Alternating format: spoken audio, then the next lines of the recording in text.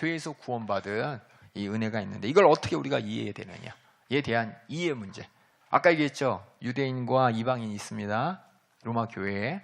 대부분 사람들이, 교회도 똑같아요. 말씀을 중심으로 하는 사람이 있고, 예수 믿고 구원받아서 은혜에 감사하는 사람이 있고, 이런 어떻게 보면은 많은 교회들이 우리 구약 말씀, 신약 말씀 같이 읽다 보니까는 예수 그리스도, 제가 이제 저번에도 얘기했지만은 항상 제가 했던 얘기는 또 할 때 저는 항상 들으신 분이 있는데 또 할까 봐 되게 미안한데 그래도 하는데, 제가 옛날에 이제 어떤 장로교 다니시는 여자 집사를 만났는데 그분이 항상 하는 얘기가 뭐냐면은 나는 정말 무섭대요.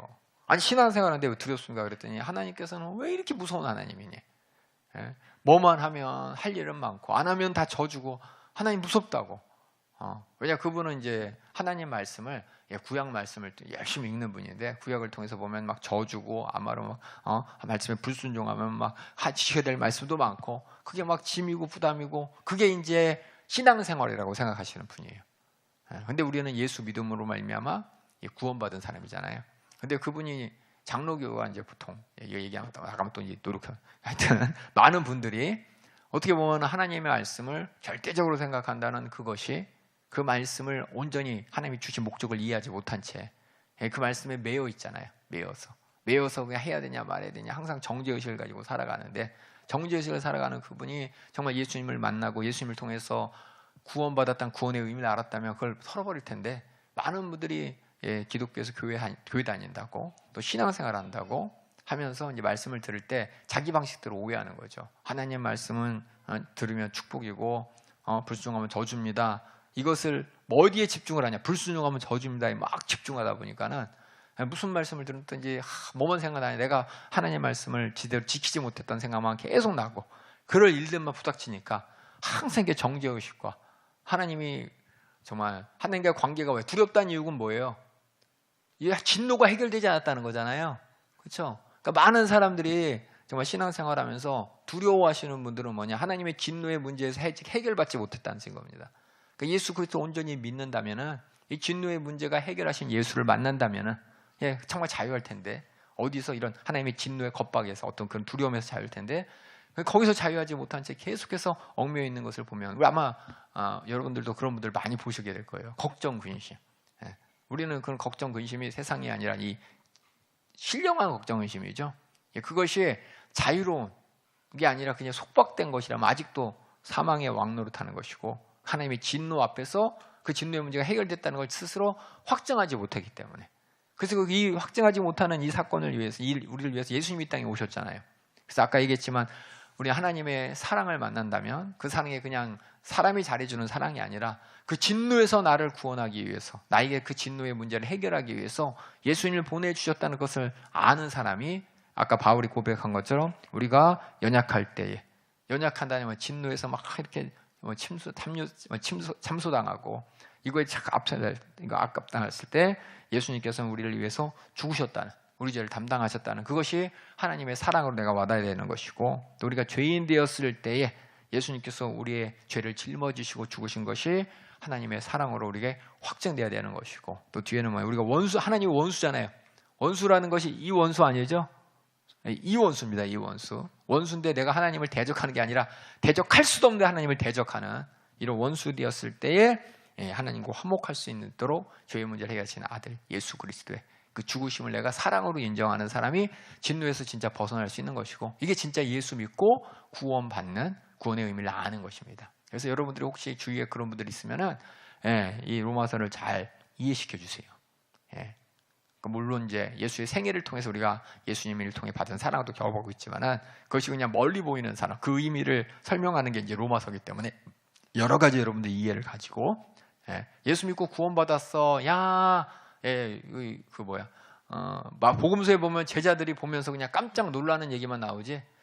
그 다음에 사도행전에서도 예수 믿고 구원받았습니다라고 했을 때 그 기쁨에 대한 것을 나오는데, 그 기쁨이 하나님의 진노에서 벗어난 기쁨이라는 세세한 내용은 없어요. 그렇죠? 구원받은 기쁨이라고 되어 있잖아요.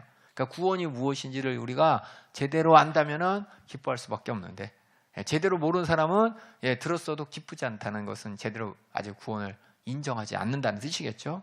여기 있는 분들은 정말 구원 받았음에 내가 어떻게 기쁠 수밖에 없는 이유가 확실한, 그렇죠?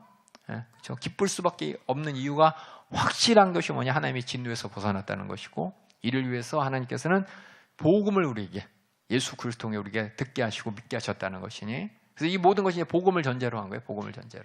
예수 그리스도가 이 땅에 오신 이유와 예수님께서 하신 일이 하나님이 우리에게 어떻게 나에게 들려주신 하나님의 사랑인지를 내가 확실하게 경험한 사람은 인정하는데, 그 예수에 대해서 오해하는 사람은 아무리 구원에 대해서 얘기하고 기쁩니다 하면은 자기 마음대로 받아들여요. 그렇지, 돈 문제 해결됐으니까 기쁘지, 빚 문제 해결됐으니까 기쁘지, 이 땅에서 소망 없는데 이렇게 긍정적인 마인드 갖게 됐으니까 기쁘지, 자 웃으세요, 하하하, 그래 웃지 뭐, 이런 식으로 이제 구원의 기쁨을 받아들인다면 정말 복음하고 상관없는, 정말 예수님과 상관없는 기쁨이기 때문에 여러분들이 정확하게 계속해서 확인해 가면서 구원받은 결과에 대해서 여러분들이 확실하게 모르는 분들에게 알려주시고 또 내 스스로도 체크해 주시기 바랍니다. 그다음에 그래서 이 구원받은 자들이 그렇다면 은혜에 대해서 또 율법에 대해서 어떻게 바라봐야 되느냐?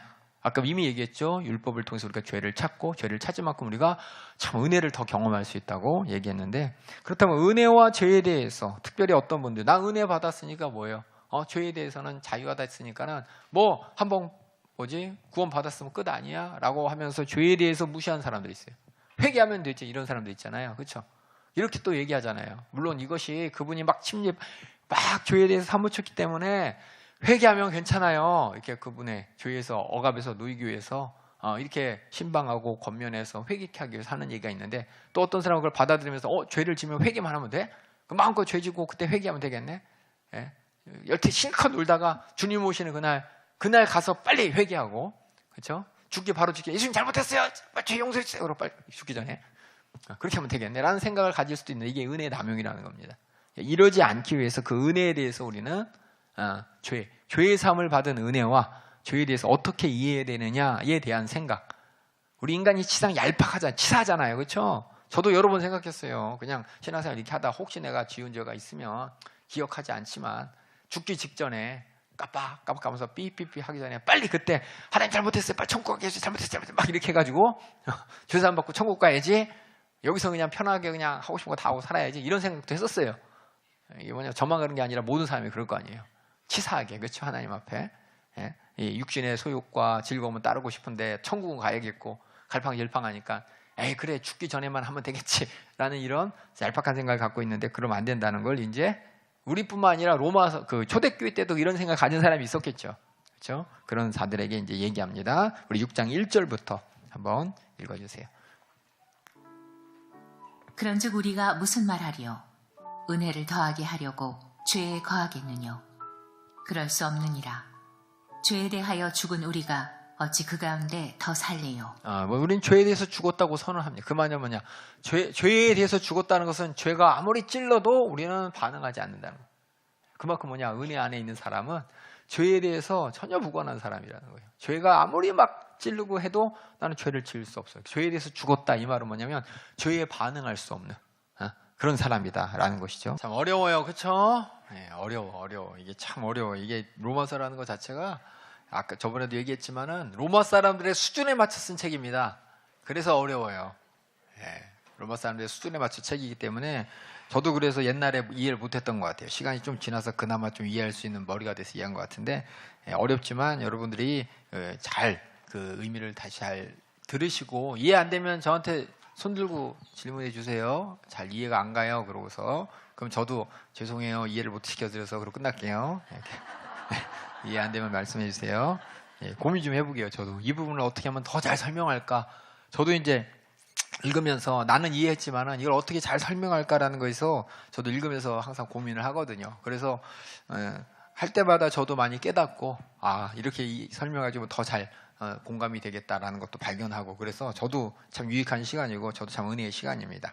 제가 은혜에 대해서 다시 한번 말씀드릴게요. 그래서 구원받은 자로서 이제 어떻게 보면 두 가지, 은혜와 율법에 대해서, 그렇죠? 은혜를 강조하는 어떻게 보면 이방인 그리스도인들, 아직도 율법에 매여 있는 유대인 그리스도인들, 이들에게 우리가 죄에서 구원받았다는 것이 어떤 뜻이고, 그럼 죄에서 구원받았다면 네가 그렇게 이해하고 있는 은혜 오해하면 안 된다고, 또 네가 붙잡고 있는 율법 이것도 오해하면 안 된다고 설명하는 게 이제 6장하고 7장입니다. 처음은 뭐냐? 은혜에 대한 설명을 먼저 합니다. 은혜의 죄에 대해서, 죄 사함 받은 자들과 그들이 하나님의 은혜를 어떻게 이해할 것인가에 대해서 첫 번째는 침례에 대해서 예를 들면서 얘기해요. 이게 뭐냐면 많은 분들이 이제 로마서 읽기 어려운 이유가 침례에 대해서 이해를 못하기 때문에 어려워요. 로마 사람들이 침례를, 그러니까 그 당시 초대교인들은 침례를 받을 때 우리 침례 세미나 들었듯이 침례의 의미를 온전히 이해하고 숙지하고 믿음의 고백으로 침례를 이제 주고 받았는데, 좀 제가 여러 번 얘기했지만 침례 세미나 할 때도 얘기했지만은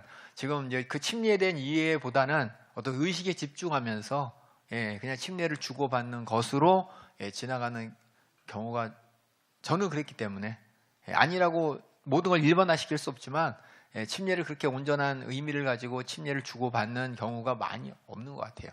그래서 침례 왜 받았어요? 물어보면은 명령이니까. 하지만은 침례를 받을 때 또 모습을 봤을 때 성경대로 받으시는 분들, 고백으로 받으시는 분들은 저도 은혜 받아요. 막 눈물 흘려가면서 정말 주님의 나를 위해 피 흘려 죽으시고 부활하신 나를 구원하시고 은혜 감사함으로 침례 받으신 분들 보면은 저도 참 하나님의 뜻대로 이렇게 침례 주고받는 게 참 은혜스러운데, 어떤 경우에는 그런 것들 잘 발견되지 못할 경우에는 좀 걱정도 되고 그랬습니다. 마찬가지로 우리가 침례를 통해서 우리 침례 세미나 받았지만 침례가 뭡니까? 예수님의 십자가의 대속이 나를 위한 것입니다라고 고백하는 것이잖아요. 그렇죠? 그래서 주님이 십자가에 달려 죽으신 거 나도 함께 죽었습니다 라는 뜻이고, 죽었다는 뜻은 뭐냐? 죄에 대해서 죽은 거죠.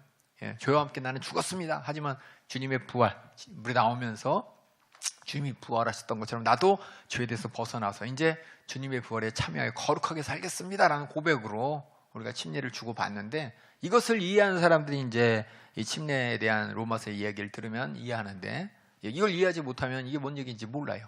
그래서 한번 우리 침례 받았을 때를 기억하면서 다시 6장 1절부터 우리 14절까지 한번 쭉 한번 읽어볼게요. 그런즉 우리가 무슨 말하리요? 은혜를 더하게 하려고 죄에 거하겠느뇨? 그럴 수 없느니라. 죄에 대하여 죽은 우리가 어찌 그 가운데 더 살리요? 무릇 그리스도 예수와 합하여 세례를 받은 우리는 그의 죽으심과 합하여 세례받은 줄을 알지 못하느뇨? 그러므로 우리가 그의 죽으심과 합하여 세례를 받음으로 그와 함께 장사되었나니, 이는 아버지의 영광으로 말미암아 그리스도를 죽은 자 가운데서 살리심과 같이 우리로 또한 새 생명 가운데서 행하게 하려 함이니라. 생명의 왕노릇하는, 그렇죠? 은혜 가운데 정말 생명의 왕노릇하는 그렇게 하려면이라. 그다음 읽어주세요. 5절. 만일 우리가 그의 죽으심을 본받아 연합한 자가 되었으면 또한 그의 부활을 본받아 연합한 자가 되리라. 우리가 알거니와 우리 옛사람이 예수와 함께 십자가에 못 박힌 것은 죄의 몸이 멸하여 다시는 우리가 죄에게 종노릇하지 아니하려 함이니, 이는 죽은 자가 죄에서 벗어나 의롭다 하심을 얻었음이니라. 만일 우리가 그리스도와 함께 죽었으면 또한 그와 함께 살 줄을 믿노니, 이는 그리스도께서 죽은 자 가운데서 사셨음에 다시 죽지 아니하시고 사망이 다시 그를 주장하지 못할 줄을 알미로라. 우리도 그렇다는 거죠. 우리도, 나도, 밑에 전 썼어요. 나도 그렇게 사망이 나를 주장하지 못하도록 나는 주님과 함께 죽었고 주님과 함께 살았다라는데요. 그 다음 읽어주세요. 그의 죽으심은 죄에 대하여 단번에 죽으심이요 그의 살으심은 하나님께 대하여 살으심이니, 이와 같이 너희도 너희 자신을 죄에 대하여는 죽은 자요 그리스도 예수 안에서 하나님을 대하여는 산 자로 여길지어다.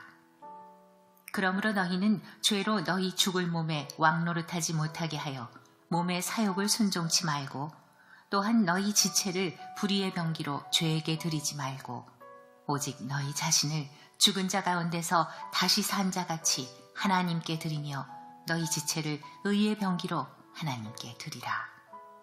죄가 너희를 주관치 못하리니, 이는 너희가 법 아래 있지 아니하고 은혜 아래 있음이니라. 그래서 은혜 안에 있는 자는 어떤 죄를 져두고 마음대로 죄를 짓고 회개하면 되지, 이게 아니라, 그렇죠? 그 은혜가 너무 크기 때문에 사망의 왕노에서 벗어났기 때문에 은혜 안에 있기 때문에 다시는 죄를 지을 수 없는 사람, 하나님의 거룩한 성품에 예수님의 부활에 참여할 수 있는 자가 된다는 것이 이 은혜를 남용하는 자들에 대해서, 침례를 경험한 자들에 대해서 지금 얘기하고 있습니다. 그래서 우리가 침례를 주고 받을 때 항상 뭐냐?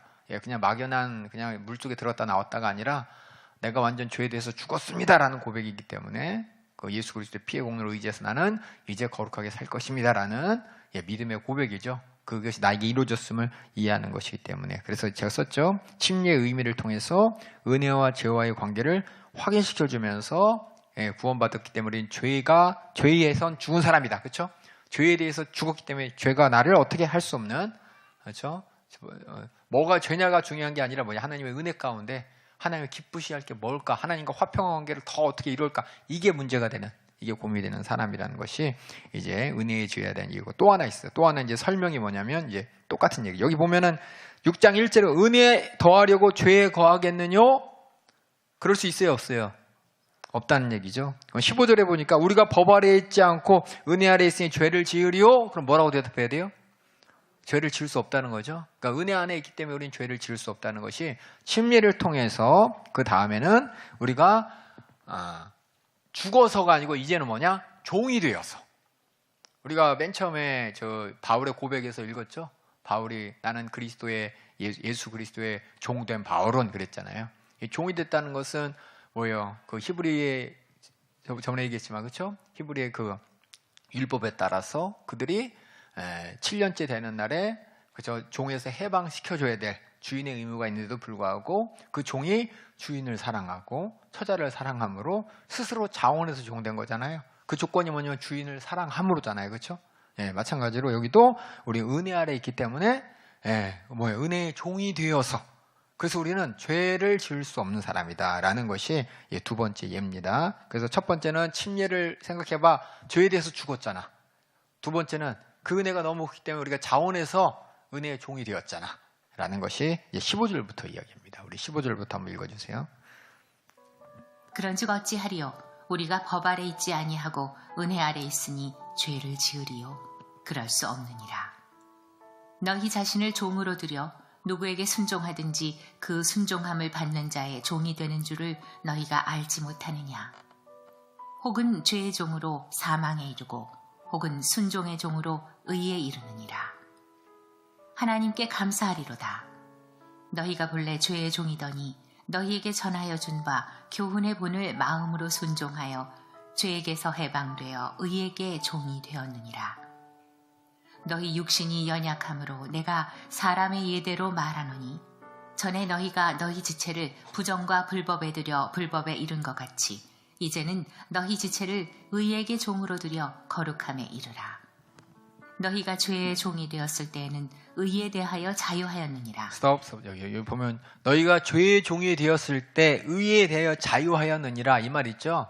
자유가 좋은 거예요, 나쁜 거예요? 여기서 잘 들을게요. 그렇죠? 여기서는 나쁜 거죠. 그렇죠? 근데 대부분 사람들 이거 보면 자유 좋은 건데 이거 뭐지? 고정관념이 있어요. 그렇죠? 자유는 원래 하나님이 우리에게 주신 축복이고 은혜인데 갑자기 의에 대해서 자유하다니 이 말뜻이 뭐지? 이게 아니라 제가 영어로 썼죠. 프리프롬에서 의에 대해서는 너는 아무런 상관이 없던 사람이었다 이 얘기예요. 그러니까 프리라는 뭐예요? 프리가 우리가 공짜잖아요. 그렇죠? 공짜라는 것은 뭐가 할 이유가 없다는 거잖아요. 그렇죠? 프리라는 것은 연결이 없다는 거예요. 연결이 없다는 거예요. 그러니까 돈 낼 필요가 없다는 것처럼 의할 필요가 없었다. 그래서 의에 대해서 자유하였다. 이 말은 의랑은 전혀 상관없는 자였다는 거예요. 왜 언제? 죄의 종이었을 때는. 그렇죠? 몸의 사욕에 순종하고, 그렇죠? 그러니까 이게 그다음에 읽어. 그래서 이제 자유하였느니라 이 말에 대해서 여러분들이 성경에 있는 언어를 읽을 때 그냥 좋은 게 좋은 거, 사랑이니까 다 좋지 아니에요. 그렇죠? 어떤 사랑이냐에 따라 그게 진짜 좋은 사랑이고 좋은 것이 나쁜 것인지 우리가 분별해야 되잖아요. 그죠? 근데 세상은 그냥 사랑이면 뭐예요? 다 좋은 거잖아요. 약자를 도와줘야지. 그죠? 이거 다 좋은 거예요, 나쁜 거예요? 예? 사람들은 그게 그냥 최선의 선이라고 생각하잖아요.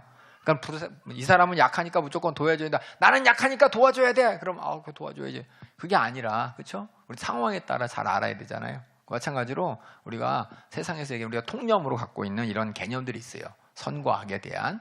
세상의 선과 악의 기준을 가지고 우리는 판단하는 게 아니라 우리가 항상 하나님 말씀을 기준으로 모든 언어를 판단해야 됩니다. 사랑도 하나님의 기준에서 옳은 사랑이야 틀린 사랑이 있고, 자유도 하나님 기준으로 옳은 자유가 있고 틀린 자유가 있고, 권리도 하나님의 기준으로 행사할 것이 있고 행사하지 말아야 될 것이 있는데 지금 세상은 뭐냐? 그런 권리다, 자유다. 그럼 벌써 이제 끝나잖아요. 그렇죠? 이 말은 그렇지만 국민의 뜻이다. 예? 국민의 뜻이다. 그게 왜 그럼 국민의 뜻을 지금 배반하는 거야? 지금 다수야. 이런 식으로. 그렇죠? 우리 민주주의가 무조건 옳은 것도 아니고 그걸 빙자해서도 안 되는데 사람들은 다 뭐냐? 그냥 거기에 그냥 단순하게 생각하잖아요. 모든 것들을. 예, 그 말 한번 해주고 싶어서. 그래서 여기 의에 대해서 자유하느니라 이 말은 의랑은 전혀 상관없이 죄에 매여 있는 사람 아니었냐라는 뜻으로서 이걸 이제 저도 마찬가지지만 그런 관념이 있을 때 아니 의의 자유라는 말은 좋은 건데 의에 대해서 자유라는 말이 어떻게 이해했냐면 자유하고 의롭다 이런 뜻으로 이해했는데 그게 아니라 의에 대해서는 전혀 상관없는 자 아니었냐 이 뜻이라는 걸 얘기해 드립니다. 그 다음 읽어주세요. 21절. 너희가 그때 무슨 열매를 얻었느냐? 이제는 너희가 그 일을 부끄러워하나니 이는 그 마지막이 사망임이니라. 그러나 이제는 너희가 죄에게서 해방되고 하나님께 너희 죄에서 밑줄 긋고 밑에 하나님의 진노에서라고 해야겠죠? 그렇죠? 죄라는 것을 그냥 막연하게 보지 마시고 수직적으로 보면 하나님의 진노에서 해방되었고 하나님의 종이 되어 왜 어떻게 해요? 은혜 아래서 하나님의 종이 된 거죠? 그렇죠? 그 밑에는 하나님의 종이 되어 밑줄 긋고 은혜 아래 이렇게 써주시면은 좀 더 잘 이해할 수 있을 것 같아요. 네, 읽어주세요. 그러나 이제는 너희가 죄에게서 해방되고 하나님께 종이 되어 거룩함에 이르는 열매를 얻었으니 이 마지막은 영생이라. 죄의 삭은 사망이요 하나님의 은사는 그리스도 예수 우리 주 안에 있는 영생이니라. 죄의 삭은 사망이요 죄로 말미암는 하나님의 진노로 말미암는 사망이요 하지만 하나님의 은사는 예수 그리스도 안에서 영원한 생명. 그렇죠? 영원한 생명이니까는 하나님의 진노가 해결된 하나님과의 더불어 화목된 상태다라는 것입니다. 그래서 우리가 성경에 나오는 영생은 지금 말한 것처럼 그냥 오래 사는 거, 안 죽고 오래 사는 거. 세상 사람들은 영생하면 이제는 안 죽고 오래 사는 거야. 그냥 단순히 그것만 바라보지만 우리에게 뭐냐면 하나님의 진노, 사망의 문제가 해결됐고 죄의 문제가 해결됐고 하나님의 진노의 문제가 해결됐다는 그렇게 좀 이렇게 의미를 확장시켜 가면서 우리가 영생에 대해서 우리가 영생하면 그냥 안 죽고 오래 사는 거야 그냥 내 입장이 아니라 하나님과의 입장에서 어떻게 내가 하나님이 주신 생명을 받아들일 수 있느냐 하나님의 관계가 회복되었는데 그게 수평이 아니라 수직적인 것으로 진노에서 은혜로 살 수 있도록 우리가 하나님과의 관계 가운데 되었다라는 것을 하시면서 이렇게 은혜의 죄에 대해서 우리는 죽었다는 겁니다. 아니 종이 되었다는 거예요. 첫 번째는 죄에 대해서 죽었다. 그래서 우리는 사망이 우리를 왕노릇하지 못한다라는 뜻이고 두 번째 침례했을 때 네가 침례 때 고백했지 않냐 죄에 죽었다고. 그게 하나님의 뜻이었고 우리가 그렇게 눈물로 고백했던 경험을 생각해봐라. 그 다음 은혜로 우리는 하나님 앞에 자원하는 종이 되지 않았냐. 그래서 우리는 하나님의 은혜에 사무쳐서 여기는 죄에 대해서 죽었고 침례는 여기는 은혜를 강조하고 은혜에 대해서 사무쳤기 때문에 우리는 죄로 돌아갈 수 없는 죄가 우리를 지배할 수 없는 결국 영원한 생명을 가진 자다라는 것이 이제 두 번째로서 우리가 이제 은혜를 이렇게 이해해야 됩니다. 은혜는 남용하는 게 아니라 은혜가 어떻게 은혜 가운데 내가 구원을 받았나 은혜 안에 내가 거한다 이 말은 한편으로는 죄에 대해서 죽고 한편으로는 내가 하나님의 은혜에 감사해서 자원하는 종으로서 하나님을 기쁘시게 할 사람이 되었다라는 것이 구원받은 자들이 이해하는 은혜, 그렇죠? 죄에 관련된 은혜라는 것이고 두 번째는 이제 이걸 어떻게 보면 이 은혜를 강조하는 게 어떻게 보면 이방인들에게 얘기한 거죠. 이방인들이 자꾸 은혜 남용하니까 율법을 몰랐던 그렇죠? 대부분 그래요. 율법을 몰랐던 자들이 은혜를 남용하니까 그게 나중에 니골라당이 된 겁니다. 성경에 나오면 이제 니골라당 얘기 나오잖아요. 니골라가 7 집사 중에 한 명이었잖아요.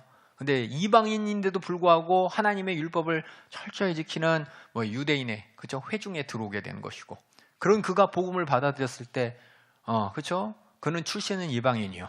그렇죠? 개종에서 유대교가 되었으니 율법을 열심히 지켜야 그 하나님께 복받는다고 생각했는데 복음을 들으니까 어떻게 돼요? 은혜가 있구나라고 생각하면서 과거에 자기가 이방인 출신으로서 율법보다는 은혜, 하나님의 은혜를 막 강조하다 보니까 무슨 일 있으면 하나님께서 다 죄를 용서해 줄 수 있는 분이고 그렇다면 죄를 짓더라도 회개 안 하면 되는 것이고 그러면서 은혜가 남용된 게 뭐냐? 이 니골라당인데 니골라당. 그래서 니골라당이라는 얘기가 계속 성경에 나오는 이유가 니골당의 발자취를 쫓았다. 그러면 안 된다라고 하는 것이 자꾸 은혜를 남용하면서 죄에 대해서 우습게 여기는 거예요. 죄에 대해서 죽었는데 죄를 우습게 여겨요. 은혜니까. 그 은혜의 종이 되어야 되는데 종이 아니라 권리자가 되는. 그렇죠? 은혜가 권리가 되는 이게 니골당의 모습이었다는 것을 보면서 이게 이제 어떻게 보면은 로마 교회에서도 그런 기조들이 조금 하나님의 말씀에서 구원받은 은혜를 이렇게 오해하는 그런 기조가 있기 때문에 바울이 그다음 로마 교회뿐만 아니라 그 당시 초대교회들이 다 이렇게 어떻게 보면 하나님 말씀을 가지고 복음을 듣고 이제 하나하나 이해해가는 과정이었잖아요, 그렇죠? 그 복음이 지금은 2000년 동안 지어진 다음에 성경 말씀을 통해 우리는 이렇게 확정하게 되고 이해하게 되었지만 그 당시엔 성경이 없었잖아요.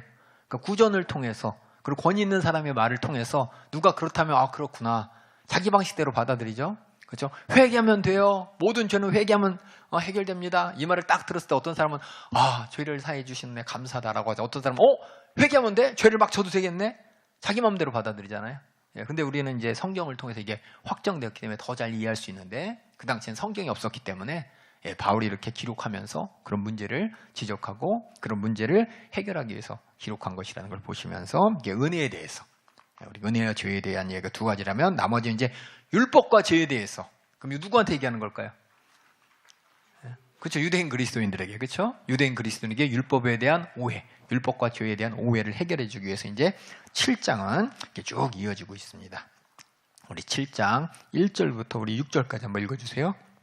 형제들아 내가 법 아는 자들에게 말하노니 너희는 율법이 사람의 살 동안만 그를 주관하는 줄 알지 못하느냐. 그렇죠. 법 아는 자들에게 말하노니 하면서 유대인들에게 딱 얘기하는 거죠 지금. 그래서 법 아는 자들에게 그러면 누군가 법 아는 자들 로마 법 아는 자가 아니죠. 율법을 아는 자들이죠.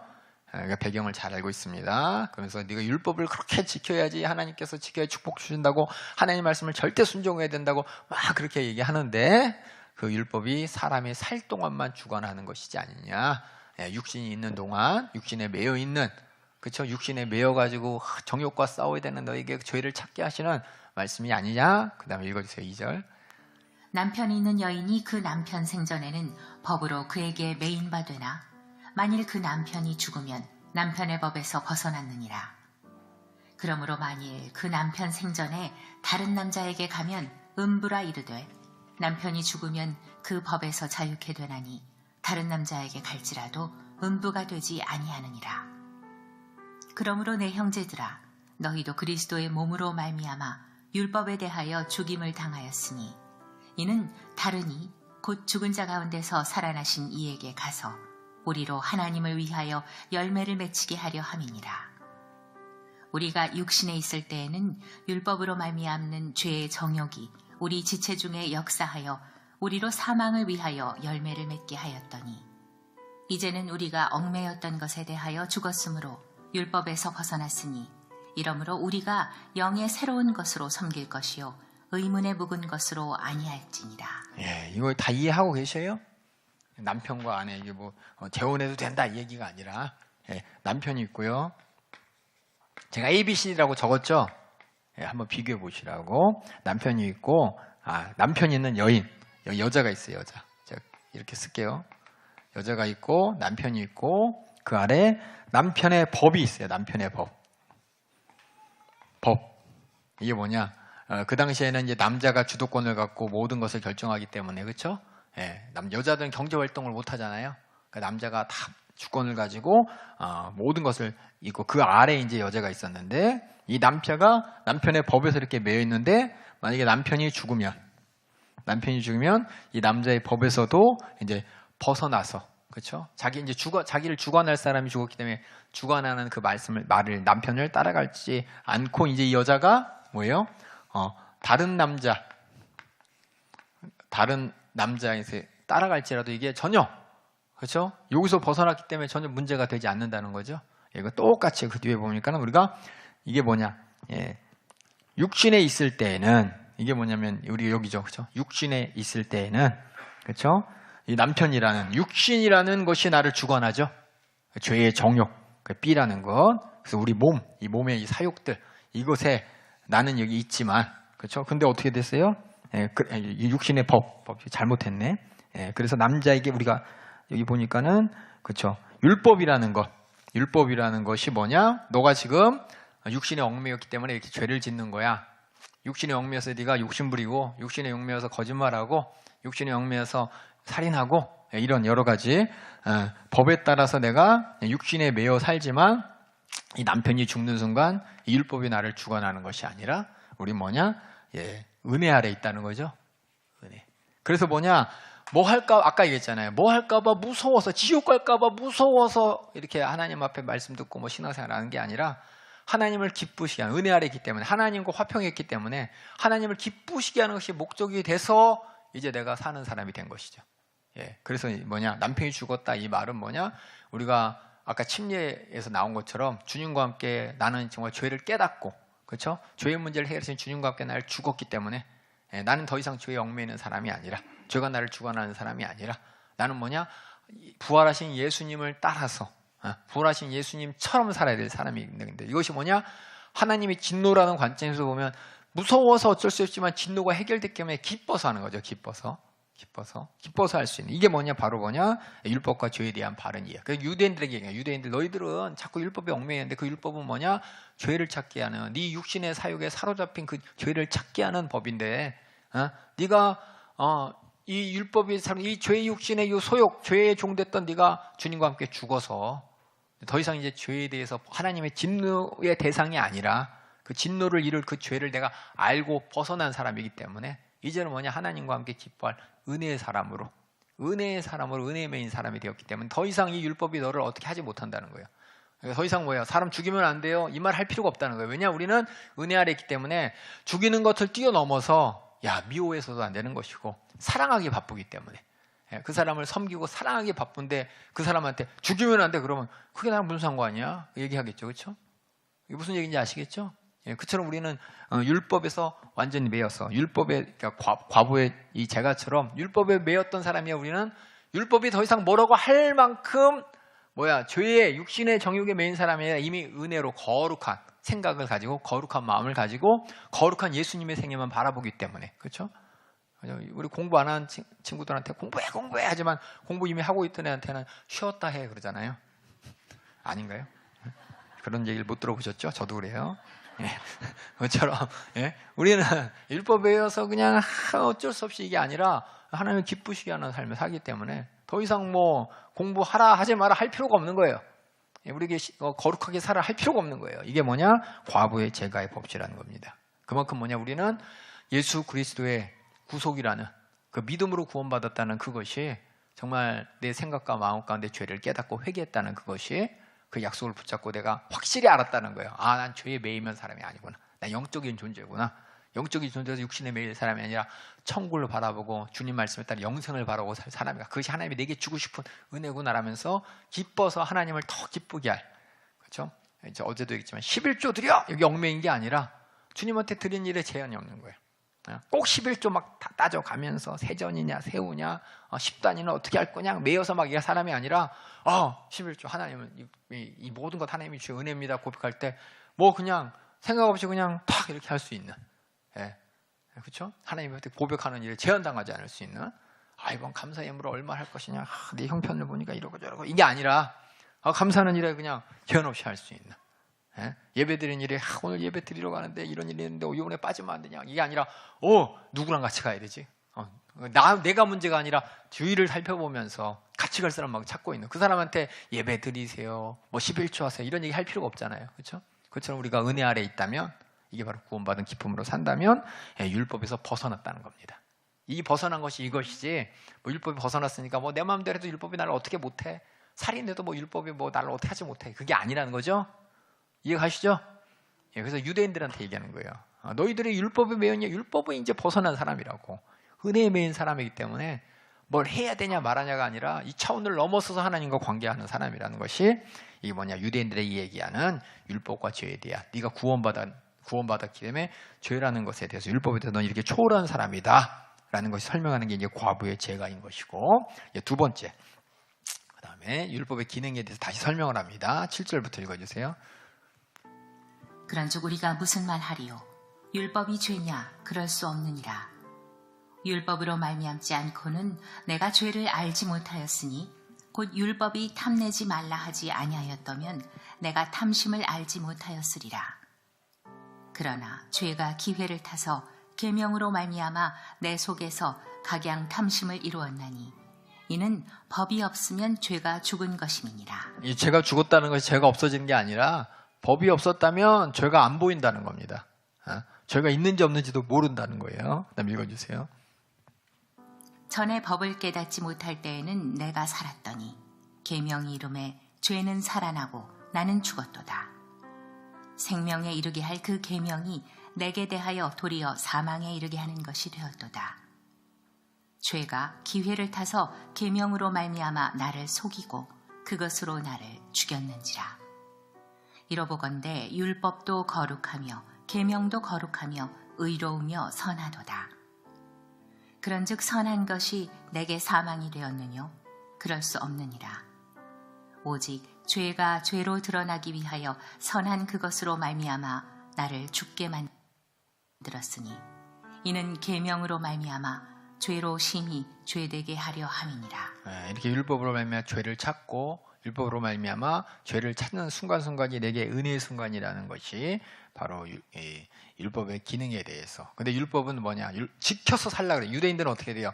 율법을 통해서 거룩해지려고 하잖아요. 그게 아니고 율법은 죄를 찾게 되는 것이고, 내가 어떤 은혜를 입었는지 깨닫게 하는 것이다 라는 것이 하나님이 주신 율법의 목적을 설명하면서 유대인들에게 자꾸 율법에 매여서 율법을 지키면 나는 거룩할 수 있어. 아니야. 율법은 죄를 찾게 만들어서 예수 그리스도를 만나는 거라고 이제 갈라디아서도 얘기했지만은 그렇게 계속해서 설명하는 겁니다. 그래서 율법에 대한 이유가 율법이 죄가 아니다. 율법은 오히려 거룩하고 의롭고 선한 것이다.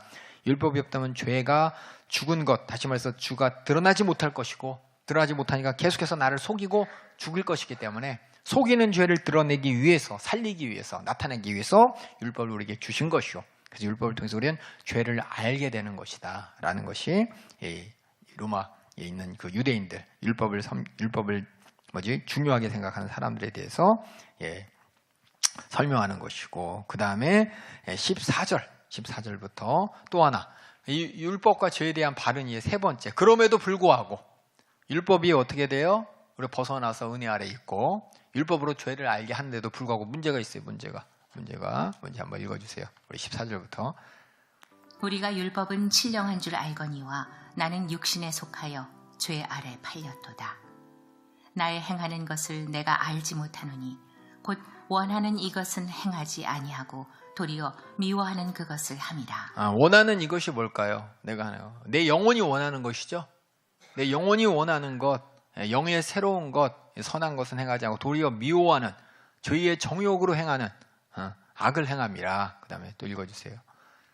만일 내가 원치 아니하는 그것을 하면 내가 이로 율법의 선한 것을 시인하노니 이제는 이것을 행하는 자가 내가 아니요 내 속에 거하는 죄니라.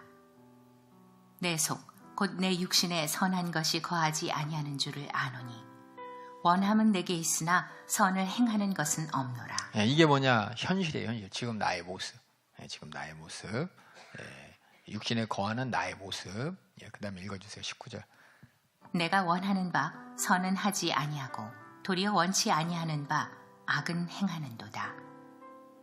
만일 내가 원치 아니하는 그것을 하면 이를 행하는 자가 내가 아니요 내 속에 거하는 죄이니라. 이게 죄의 정체에 대해서 얘기하는 거죠. 뭔가 불편하게 만들면서 하지 말아야 되는데 그래서 하게 만드는. 진짜는 나는 원치 않는데 원하게 만드는. 그렇죠?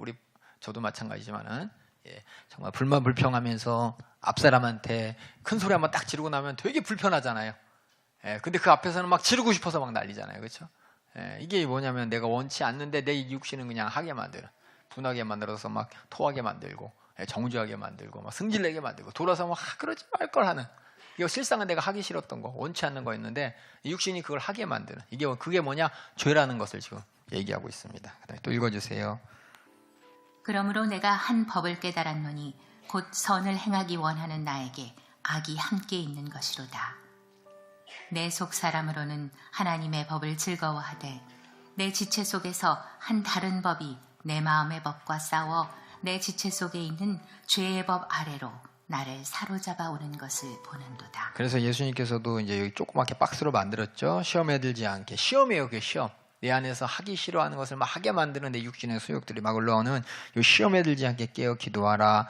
마음은 원인데 마음은 정말 하나님이 기뻐하시는 뜻을 행하고 싶은데 원치 않은 이 육신이 약하니까는 육신이 자꾸 그쵸 졸게 만들고 육신이 피곤하게 만들고 뭐 졸고 피곤한 거 육신이 막 세상의 음욕이나 이런 정욕에 막 계속해서 하게 만들고 분명히 아니라는 걸 알죠. 그러니까 죄가 어디서 나타나냐? 밤에 나타나죠. 신기해요. 그렇죠? 낮에는 범죄가 많이 안 일어나요. 그렇죠? 밤에 그나마 그 육신의 눈으로 깜깜하고 잘 이런 착각 가운데 그렇죠? 하나님 분명히 살아계시는데 또 많은 사람들이 보고 있는데 그 앞에서는 죄를 못 지르는데 꼭 사람이 없는 그 누군가는 안 보겠지라는 것에 누군가를 속이려는 그렇죠? 나도 속이고 하나님도 속이고 사람도 속이는 그 밤이라는 혼자 있는 그곳에서 범죄가 많이 나타나잖아요. 그렇죠? 그게 뭐냐면은 우리가 알아요. 영어에서 하지 말아야 될 게 있다는 것도 알고 하고 싶은 것도 아는데 이 어둠이라는 그 권세 아래서 어떻게 보면 하나님을 잊어버리고 싶고 또 사람들을 의식하지 않고 죄를 들키고 싶지 않은 그런 마음 가운데 이 안에서 이렇게 나타나는 것이 바로 육신의 소유인 것이고 이게 정말 내 안에서 분명히 하지 말아야 되는 거 아니까는 밤에 하는 거예요. 아니까는 문 잠그는 거예요. 우리 자식들이. 우리 자식은 아니죠. 하여튼 문 잠근다 그러면 이거 그렇죠? 문 들어가서 문 잠근다 그러면 이제 뭐예요? 뭔가 부모님이 알면 안 되는 일을 한다는 거죠. 말은 공부하니까 방해되니까 문 잠글게요 그러는데 그렇죠? 엄마는 불안하니까는 그냥 와 탁탁탁탁탁 그러고 엄마는 공부하려고 하는데 자꾸 왔다 갔다 그런다고 서로 불신이 이제 싹 터서 그렇죠? 이게 뭐냐면 이제 그런 정과가 있기 때문에 그런 것이고 이런 것들이 뭐냐? 이 분명히 싫은데 그러니까 문 잠그는 거죠. 싫으니까 남이 없는데 하는 거고. 그러니까 여러분들 이걸 볼 때 정말 우리 지체 속에서 분명히 하지 말아야 되는 분명히 선한 것을 행하고 싶은 것이지만 이 육신이라는 것이 끝까지 이렇게 괴롭히는 것입니다. 그래서 그 뒤에 또 내 지체 속에 다른 한 법이 내 마음과 싸워 내 지체 속에 있는 죄의 법으로 나를 사로잡는 것을 보는도다. 이것이 다 여러분들의 이제 경험을 통해서 또 우리도 알 수 있습니다. 그러니까 결과가 뭐냐? 또 읽어줘 24절. 오호라 나는 곤고한 사람이로다. 이 사망의 몸에서 누가 나를 건져내랴. 우리 주 예수 그리스도로 말미암아 하나님께 감사하리로다. 그런즉 내 자신이 마음으로는 하나님의 법을 육신으로는 죄의 법을 섬기노라. 여기 25절에 우리 주 예수 그리스도로 말미암아 하나님께 감사하리로다. 이것이 뭐냐면 이어지는 내용 아닙니다. 이건 빠져야 될 내용이에요. 원래는 뭐냐? 오라 나는 공고한 사람이다. 이 사망의 몸에서 누가 나를 건져내랴. 내 마음이 하나님의 법을. 그런데 내 육신은 죄의 법을 섬기는구나. 이게 맞는데 요 안에 이렇게 추임새예요. 저번에도 한번 얘기했죠. 그렇죠? 이거 얘기를 하고 있는 그 바울의 심정에 이런데 참 나는 다행이다라는 거예요. 뭐냐면 자기 고백이야. 앞에서 듣는 로마 사람들에게는 오라 나는 공고한 사람이로다. 이 사망의 몸에서 누가 나를 건져내랴. 내 마음이 하나님의 법을 육신의 법을 섬겨노라. 이렇게 이어져야 되는데 뜬금없이 뭐냐면 이미 자기는 이제 결론을 알고 있잖아요. 그렇죠? 앞에 8장부터 이어질 내용을 알고 있기 때문에 이런 상황인데도 참 다행이다. 그래서 혼자 얘기해. 혼자 얘기해. 우리 주 예수 그리스도로 말미암아 하나님께 감사하리로다. 이거는 혼자 얘기하는 내용이에요. 혼자. 그러니까 이게 어떻게 보면 편지가 저번에 얘기했지만은 편지라는 것이 지금은 썼다 지우고 이게 타이프로 치고 뒤로 뺏겨서 지우고 다시 쓸 수 있지만 그때는 편지를 쓰는 게 종이가 있는 것도 아니고 한 번 쓰면 끝입니다. 그렇죠? 한 번 쓰면 끝이에요. 그러니까 머릿속에 정리를 잘 해갖고 처음부터까지 잘 써나가다가 자기도 모르게 감정이 튀어나오는 거죠. 난 다행이다. 나는 다행이다. 막 그렇죠? 그러면서 이제 쓰고 나는데 그걸 어떻게 지우지 못하니까 계속 이어지는 거죠. 그래서 편지 서신서를 읽을 때는 쭉 특히 로마서는 그런 내용들이 가끔 나와요. 바울이 로마 성도들에 향해서 막 전하는 내용 가운데 갑자기 자기 감정과 자기의 은혜에 충만해서 갑자기 야 나는 그래도 하나님께 감사하다. 야 그래도 이런 상황 아이고 나는 감사한 거네 라고 이런 말들이 이렇게 나오는데 여기 우리 주 예수 그리스도로 하나님께 감사하리로다. 이 말이 그 추임입니다. 그래서 이런 것들을 찾지 못하면 이 로마서를 읽을 때 갑자기 감사하다는데 갑자기 또 죄법 얘기가 뭔 얘기야 혼란스러워요. 그래서 이게 편지글이라는 걸 알고 그 당시에 편지를 한번 쓰면은 뒤돌릴 수 없다는 거 알고 그런데도 불구하고 은혜가 충만해서 막 갑자기 나오는 그런 고백들이 하나하나 있다는 것을 여러분이 찾아가시면서 여러분 이걸 가지고 이해하면 좀 성경 전체적으로 논리적으로 이해가 갑니다. 그러니까 논리적으로 이해하기 힘든 이유가 이런 것들이 있다는 것을 이제 망각하는 거예요. 특히 로마서 같은 경우는 저번에 얘기했지만 상황을 모르고 그냥 읽으면 갑자기 율법 얘기하고 은혜 얘기하고 갑자기 이방인 얘기하고 갑자기 유대인 얘기하고 왔다 갔다 하는데 이걸 갑자기 또 이렇게 쭉 흘러가는 내용에 막 절망적인 내용을 막 얘기하는데 갑자기 하나님 감사합니다, 나는 기뻐, 이런 얘기 나오고 이거 도대체 뭐야? 정신을 못 차려요. 근데 이거 편집거리고 이런 상황 가운데 또 그 당시에는 쓸 때 자기의 감정 표현이 갑자기 팍 튀어나와서 쓰지 않으면 안 될 그런 내용들이 들어갔다는 걸 알면은 그런 것들을 이렇게 구별해 가면서 읽고 하면 여러분들이 전체적인 논리를 이해할 수가 있습니다. 예, 그래서 이 오라 나는 공고한 사람이로다. 이 사망의 몸에서 누가 나를 건져내랴. 이게 뭐냐? 이게 뭐냐? 예수 믿고 구원 받았잖아요, 그렇죠? 그래서 우리는 앞에 얘기한 것처럼 은혜 아래서 죄에 대해서는 죽은 사람이요, 은혜의 종으로 된 사람이요, 또 율법 안에서는 죄를 발견하게 하시고 이제 더 이상 율법에 매인 사람이 아니고 은혜에 매인 사람이라는 것을 얘기하지만 지금 문제 뭐냐? 그런데도 불구하고 14절부터 난 분명히 알아. 뭐라냐? 율법이 좋은 거라고, 율법에 신령하도록 알지만 자꾸 육신 안에서 내가 어떻게 돼요?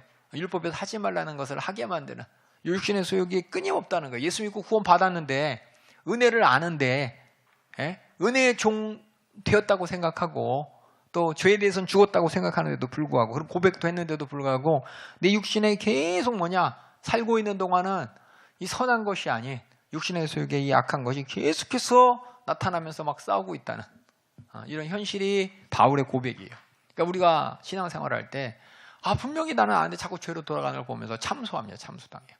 그렇죠? 힌두산 수양관에서 은혜 막 받고 이제 막 철야도 하고 해야지. 그런데 힌두산 수양관에 딱 갇혀 있을 때는 막 은혜 충만한데 버스 타고 이제 오는 순간, 핸드폰 여는 순간, 나와서 잠깐 텔레비 보는 순간, 유튜브 보는 순간, 세상 사람들 만나는 순간, 출근하는 순간, 또 은혜 받지 않았던 가정들 만나는 순간, 예전의 모습을 자꾸 돌아간 날 보면서 내가 은혜 받은 거 봤나? 은혜 받아도 별 수 없네, 소용없네, 이런 얘기가 나오는 게 뭐냐? 우리 진짜 현실이고, 바울도 마찬가지예요. 바울인데도 불구하고, 사도인데도 불구하고 고백이 뭐냐?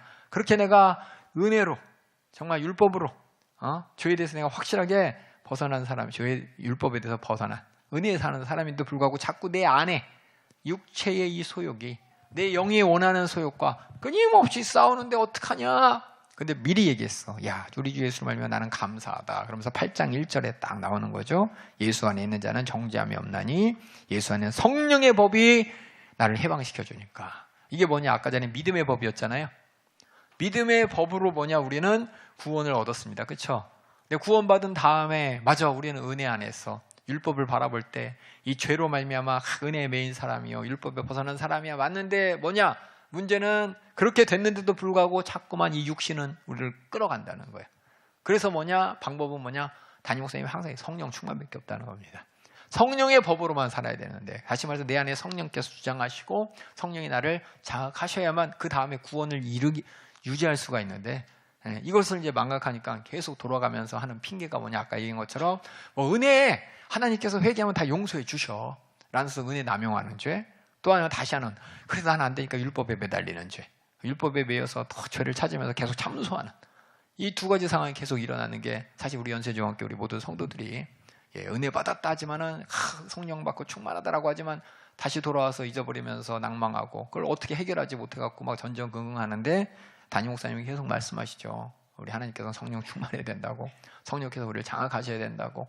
이 말뜻이 이 모든 구원 받았는데 왜 나는 이거 안 돼요? 그래서 성령께서 보내주신 것이고, 그래서 8장부터는 뭐냐? 그래서 성령의 법으로 살아야 된다는 것입니다. 그래서 우리가 성령 충만해야 된다는 것이고, 성령 충만함을 위해서 우리는 기도해야 된다는 것이 그 뒤에 내용입니다. 그래서 우리가 구원을 어떻게 이해하는가, 우리 6장 봤어요. 그렇죠? 우리가 어떻게 구원의 결과가 뭐냐? 하나님의 진노의 문제가 해결됐잖아요. 그렇죠? 그다음 우리가 구원 받은 다음에 이 구원을 어떻게 이해되느냐? 그 두 가지. 죄에서 구원받은 나는 첫 번째는 은혜에 대해서 확실하게 알아야 되는 것이고, 그 율법에 대해서도 확실하게 알아야 된다. 그렇죠? 이방인들에게는 은혜 남용하면 안 돼. 그렇죠? 유대인들에게는 율법에 매인 게 아니라 우리는 어디에 매야 되냐? 은혜에 매야 된다는 것을 이제 얘기하면서 이제 결론을 한번 볼게요. 오늘 크게 두 가지, 은혜에 대해서, 우리 은혜의 죄에 대해서 어떻게 구원을 이해해야 되는가에 대한 문제가, 은혜에 대해서 침례를 생각해봐. 너 죄와 함께 죽었잖아. 그렇죠? 죄와 함께 죽은 자로서 너는 이제 뭐냐? 그 죄를 죽어는 율법에 매인 사람이 아니라 은혜 안에 있는 사람이야. 또 하나, 너는 죄 안에서 법 아래 있지 않고 은혜 아래 있기 때문에 어떻게 해요? 죄를 지을 수 있는 사람이 아니라, 그렇죠? 뭐 하지 마라 이거 중요한 게 아니라 우리 뭐예요? 더 하나님을 기쁘시게 할 수 있게 해서 은혜, 기쁨을 누리는 사람이다. 거룩함에 이르는 사람이다. 죄의 종이 아니라 이제 의의 종이 되었다라고 하면서 그것이 예수 안에 있는 생명, 하나님의 진노에서 벗어난 하나님의 은사다라고 설명하는 것이 은혜에 대해서 이해하는 것이고, 그 다음에 율법에 대해서는 율법에인 자들 이제 율법에서 벗어나는 거야. 과부가, 그렇죠? 전에는 남편의 법을 따라서 남편이 죽으니까 다른 남자에 가는 것처럼, 그 남편의 법에 얽매이지 않는 것처럼 우리는 율법이라는 죄의 법에 있었지만은 이 문제가 뭐냐? 내 육신이 죽었잖아.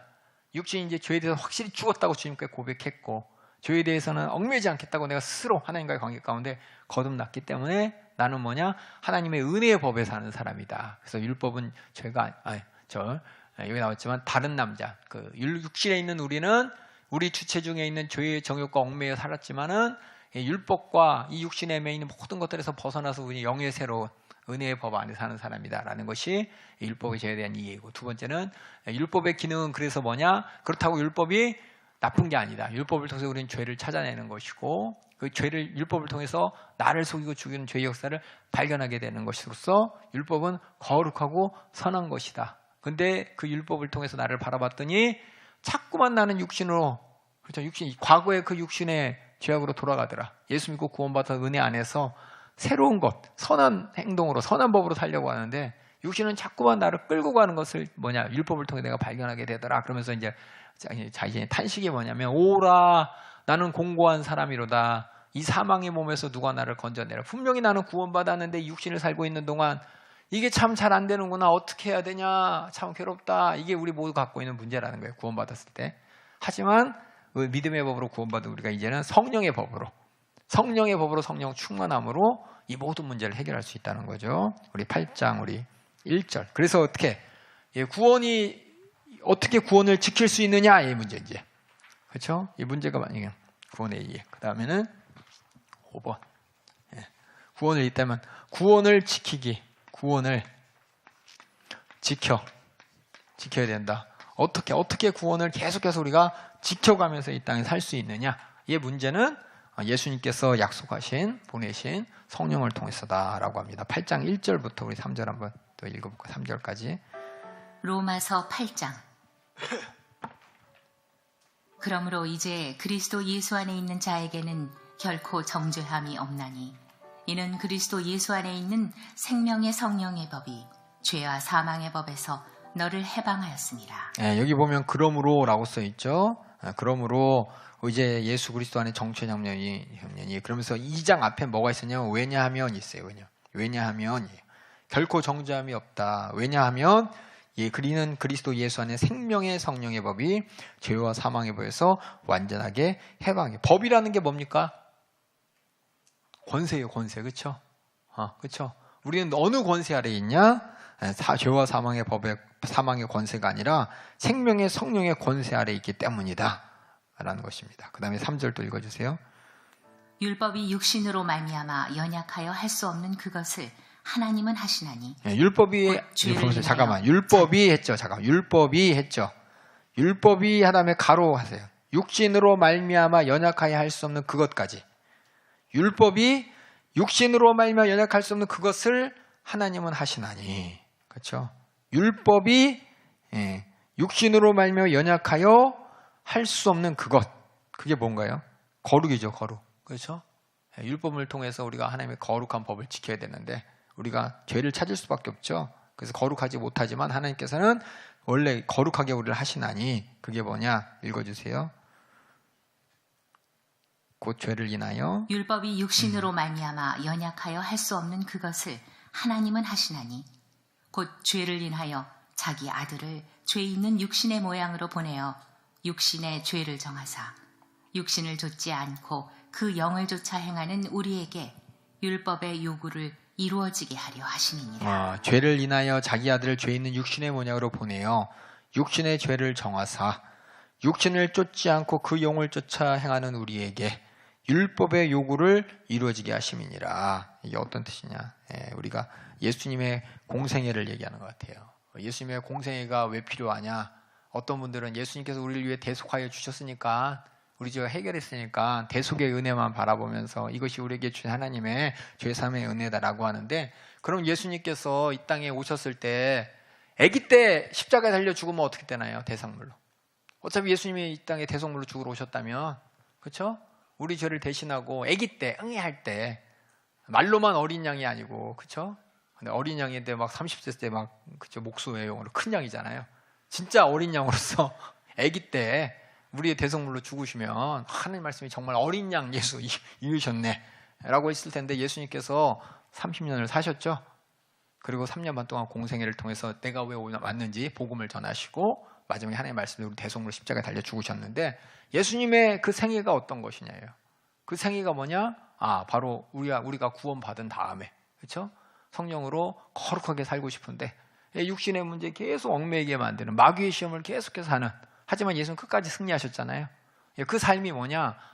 성령의 인도하심이 말 삶이고, 그 삶이 뭐냐? 우리가 살아야 될 삶인 것을 우리가 보게 하시고 목독케 하시고 또 확증케 하셨다는 겁니다. 그래서 율법이 육신으로 말미암아 연약할 수 없는 그것을 하나님은 하시나니 곧 죄를 인하여 자기 아들을 죄 있는 육신의 모양으로 보내셨대요. 그러니까 예수님께서는 뭐예요? 죄에 있는 육신의 모양. 예수님은 죄는 없습니다. 죄를 지을 가능성은 있어요. 이 말 아세요? 예수님 우리가 똑같이 육신이 있기 때문에 시험을 당하셨어요. 예수님이 시험을 당하셨다는 것은 죄를 지을 가능성이 우리랑 똑같이 있는데, 우리는 뭐냐? 그 가능성에 그냥 죄로 넘어간 것이고, 예수님은 그 시험을 이기신 것이고. 그래서 그 시험을 여기 그대로 읽을게요. 죄를 인하여 자기 아들을 죄 있는 육신의 모양으로 보내 육신의 죄를 정하사. 근데 그 육신에게 뭐냐? 우리의 죄를 덮어씌운 거죠. 그렇죠? 네. 육신을 쫓지 않고 영을 쫓아 행하는 우리에게, 그러고 싶은 우리죠. 그렇죠? 율법의 요구를 이루어지게 하는 거룩함이, 율법의 요구대로 거룩하게 바라는 율법의 거룩함을 이루어지게 하려 하심이니라. 그래서 예수님의 생애와 고난과 죽음을 바라보면서 우리는 뭐냐? 죄로 말미암아 어떻게 죄가 이렇게 심판당하는 것을 봄으로 말미암아, 예수의 생애를 닮아감으로 말미암아 우리가 이제 육신을 쫓아갈 이유가 예수님 따라가는 거죠. 예수님 따라가는 것이고, 예수님의 생애를 재현하는 것이고, 더 나아가 예수님의 대속의 은혜로 사는 것이고, 그렇게 그 영을 쫓아 우리에게 율법이 요구하는 하나님의 거룩함을 이루어지게 하려 하심이니라. 그래서 그것을 누가 하느냐? 예수님과 함께 계셨던 성령님이, 예수님을, 우리는 참 이게 어려워. 예수님이 하나님이 아닌데 굳이 성령의 인도 받아야 되나? 저는 그런 생각했어요. 하나님의 아들인데 성경에 보니까 성령의 인도하심을 따라, 그렇죠? 광야에 가서 공생을 시작할 때 40일 금식하시고 공생을 시작하셨는데 굳이 성령의 인도하심을 받을 필요가 있나? 라고 하지만 예수님도 우리 같은 또 똑같은 육신이기 때문에 이거 우리가 이해할 수 있는 차원이 아니에요. 우리는 그냥 단순히 뭐 하나님의 아들이하고 성령하고 뭐 다르고 뭐 구분하기 힘든데, 이게 뭐냐면 그 모습을 우리의 모습하고 이게 겹쳐 보이게 하려고 예수님이 이 땅에 사셨고, 또 어떤 모습으로 우리가 살아야 되는지 겹쳐 보이게 하려고 성령의 인도받았다고 이게 기록된 것이기 때문에, 우리가 어떻게 예수님이 하나님의 아들 성령의 인도받는 거야, 우리 어떤 존재와 관계에 집중하는 것이 아니라 예수님이 성령의 인도받았던 나도 성령의 인도받아야 된다라는 하나님의 말씀으로 내가 수용하면 됩니다. 아시겠죠? 그래서 뭐 삼위일체가 뭐냐, 이거 갖고 이제 그건 성경에서 얘기하는 게 아니에요. 삼위일체를 믿어야 천국 가는 거 아닙니다. 아세요? 삼위일체가 뭔지를 알아야 구원받는 거 아니에요. 우리가 믿는 건 예수님을 통해서 우리 죄가 대속했다는, 우리의 죄를 대속하신 하나님의 은혜를 인정하시고 그 약속을 믿는 것이지, 삼위일체는 우리에게 뭐냐, 이 약속을 구체화시키기 위한 하나님의 은혜의 역사인 것이지, 이걸 보여주기 위한 여러 가지 이제 배경과 은혜 역사, 이거 구원의 이유 자체가 아니라는 겁니다. 그래서 여기 나온 것처럼 이 성령의 법으로 예수님께서 그렇게 사셨듯이, 그렇죠? 예수님께서 약속하신 성령이 우리 임하셨을 때 우리 또한 육신을 쫓지 않을 이유가 뭐냐? 예수님도 그렇게 사셨으니까. 더 나아가 예수님께서 그렇게 우리 죄를 담당하시고 해결하셨기 때문에 라는 이유가 돼서 우리가 그 영, 예수님을 함께 계시던 그 성령을 쫓아서 우리 뭐냐? 율법의 요구대로 거룩하고 죄와 분리되라는, 죄를 찾으라는 그 말씀을 그대로 이루면서 우리가 죄를 이기면서 살 수 있게 되는 것이니, 그걸 누가 하냐? 성령이 하신다는 겁니다. 그래서 똑같이 하나님 말씀을 읽어도, 그렇죠? 인간의 지식과 인간의 이해로 읽느냐, 성령의 감화 감동으로 깨닫게 하느냐는 차원이 틀립니다. 그래서 차원이 틀리다고 이제 얘기할 수 있는 것은 우리 교회가 그동안 하나님 말씀을 들었을 때 똑같이 하나님 말씀의 본문을 다른 교회도 다른 사람들도 읽고 듣고 특히 신학자들도 읽고 해석하고 연구하고 할지라도 하나님께서 일하시는 부분은 어느 분야 성령이 일하시는 부분이고 그래서 우리 교회가 지금까지 예수 그리스도의 복음을 전하고 또 우리 모두가 그 말씀 가운데 은혜 받고 정말 하나님의 진리가 무엇인지 분별하며 살게 됐다는 것이니 그래서 계속 성령의 역사를 강조하는 것이 성령이 뭔데 말은 못해요. 사실 설명을 못해요. 하나님 성령에 기록된 것만 얘기할 수 있어요. 예수님께서 보내신 보혜사로서 우리를 가르치시고 인도하시는 하나님이 보신 하나님의 거룩한 영이십니다. 라까지만 알지 그것이 우리 안에서 어떻게 일하는지 글로 쓸 수가 없어요. 그러니까 우리가 표현할 수 있는 언어 체계라는 것이 되게 제한적입니다. 그렇죠? 성령께서 내 안에 감동하셨다는 것이 제한돼요. 포도 맛있어요. 그렇죠? 사과 맛있어요. 근데 그 맛있다는 단어를 썼지만 틀리잖아요. 약간. 그렇죠? 포도 맛이 틀리고 사과 맛이 틀린데 맛있어요라는 표현을 쓸 때 이것을 그냥 맛있다고는 표현하지만 그것을 구별해 보세요. 그러면 포도는 포도 맛이 나고 사과는 사과 맛이 나는데요. 이거밖에 안 되잖아요. 그렇죠? 그것처럼 성령께서 우리 안에서 일하실 때 또 우리를 감화 감동하실 때 이런 거는 이제 경험한 사람이 성령께서 감화 감동하셨습니다라고 하는밖에 말 못하지. 이것이 호르몬이 어떻게 되고 여기 있는 육신에 머리에 있는 정신 세계가 어떻게 되고 이걸 뭘 못하는 거예요. 그것처럼 성령의 법이라는 것이 경험한 사람은 담임 목사님 항상 말씀 체험하고 경험을 사람 알기 때문에 경험을 줘야 된다. 체험을 해야 된다. 경험을 가져야 된다. 담임 목사님 이렇게 표현하시잖아요. 그것이 내가 경험한 사람은 아는 거죠. 경험한 사람은 정말 이것이 하나님께서 하신 역사구나. 하나님께서 내게 주신 감동이구나. 알 수 있는 것은 제가 항상 얘기하는 건 이제 장금이 얘기죠. 장금이가 이제 아시죠? 그렇죠? 자, 무슨 맛이 나타나는지 맞춰봐라. 그 음식이 장금이 생각시들 장금이 다 안 보신 분들 많죠? 나는 봤는데. 그래서 생각시 중에서 누가 제일 음식을 잘 아냐 시험하는데 먹어보면서 자 무슨 맛이 나는지 한번 맞춰보거라. 이 음식의 재료가 뭔지 맞춰보거라. 다 먹으면서 말 맞추는데 장금이가 얘기했죠. 홍시 맛이 납니다. 그래서 아니 홍시 맛이 나는 거 어떻게 알았냐? 그랬더니 홍시 맛이 나서 홍시 맛이 났다 그랬지. 그걸 어떻게 안다? 그렇죠? 그것처럼 경험한 사람만 아는 거죠. 아는 사람만 아는 거지. 그걸 맛을 봤더니 약간 시큼한 맛이 있고 진한 맛이 있고 이래서 이게 홍시인 것 같습니다. 이런 얘기가 아니라 그냥 홍시 맛이 나서 홍시 맛이 납니다. 라는 것처럼 성령의 법이 우리 안에서 인도하시는 그 순간순간 내가 깨닫고 내가 죄를 미워하게 만들고 하나님의 거룩한 뜻을 이루겠다고 내게 동기를 주고 자극을 주고 하게 하시는 그 성령의 법으로만 우리 이 육신의 모든 것을 이길 수 있다고. 그렇게 제자들이 그렇게 초대교인들이 그렇게 예수 믿고 구원받고 성령으로 하나님의 역사를 이루신 역사가 쭉 이어져서 지금 이 자리까지 2025년 대한민국 서울 이 땅까지 우리 연세중앙교회까지 쭉 이어진 것은 부인할 수 없는 사실이고 진리라는 것입니다.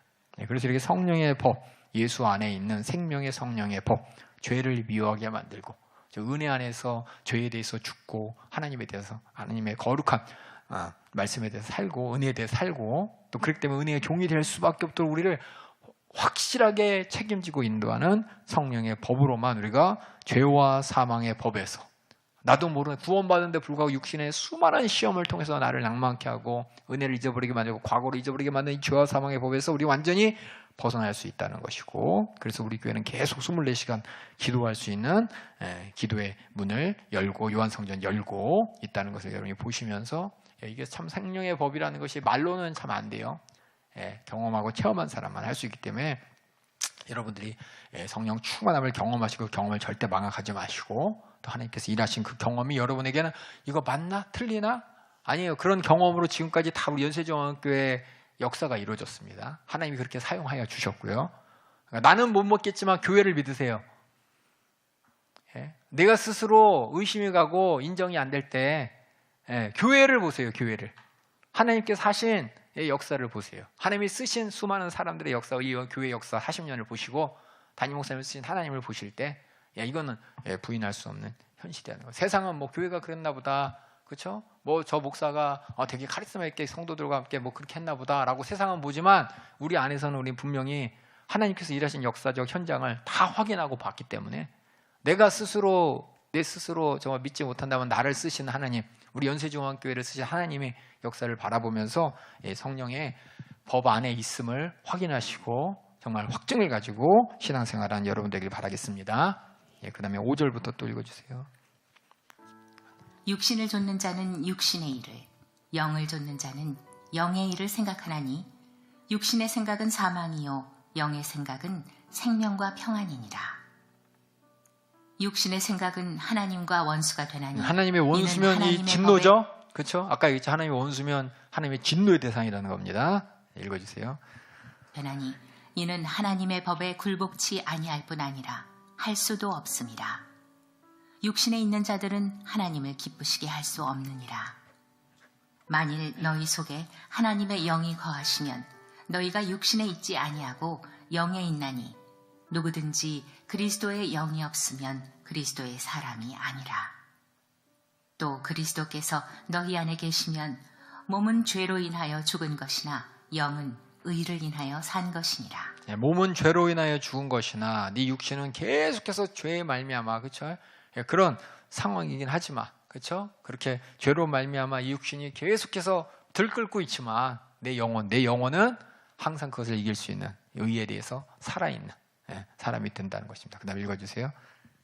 예수를 죽은 자 가운데서 살리신 이의 영이 너희 안에 거하시면 그리스도 예수를 죽은 자 가운데서 살리신 이가 너희 안에 거하시는 그의 영으로 말미암아 너희 죽을 몸도 살리시리라. 그렇게 죽어가는 몸도 살린다는 건 이 육신을 통해서 죄를 짓지 않도록, 그렇죠?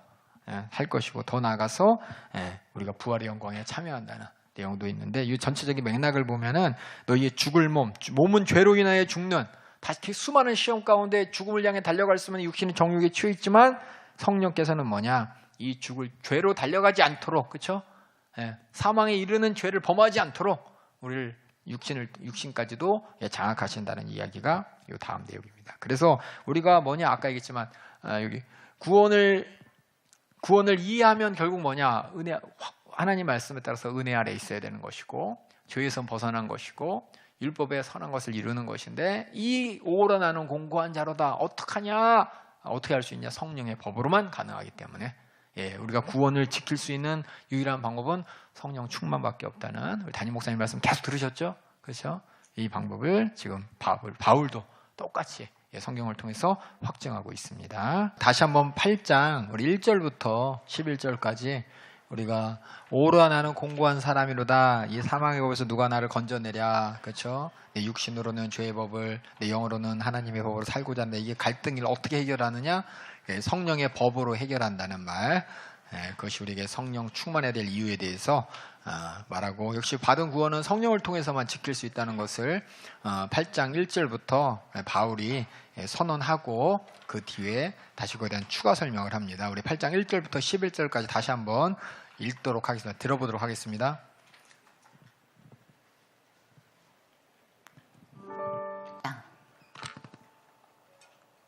그러므로 이제 그리스도 예수 안에 있는 자에게는 결코 정죄함이 없나니 이는 그리스도 예수 안에 있는 생명의 성령의 법이 죄와 사망의 법에서 너를 해방하였습니다. 율법이 육신으로 말미암아 연약하여 할 수 없는 그것을 하나님은 하시나니 곧 죄를 인하여 자기 아들을 죄 있는 육신의 모양으로 보내어 육신의 죄를 정하사 육신을 좇지 않고 그 영을 좇아 행하는 우리에게 율법의 요구를 이루어지게 하려 하심이니라.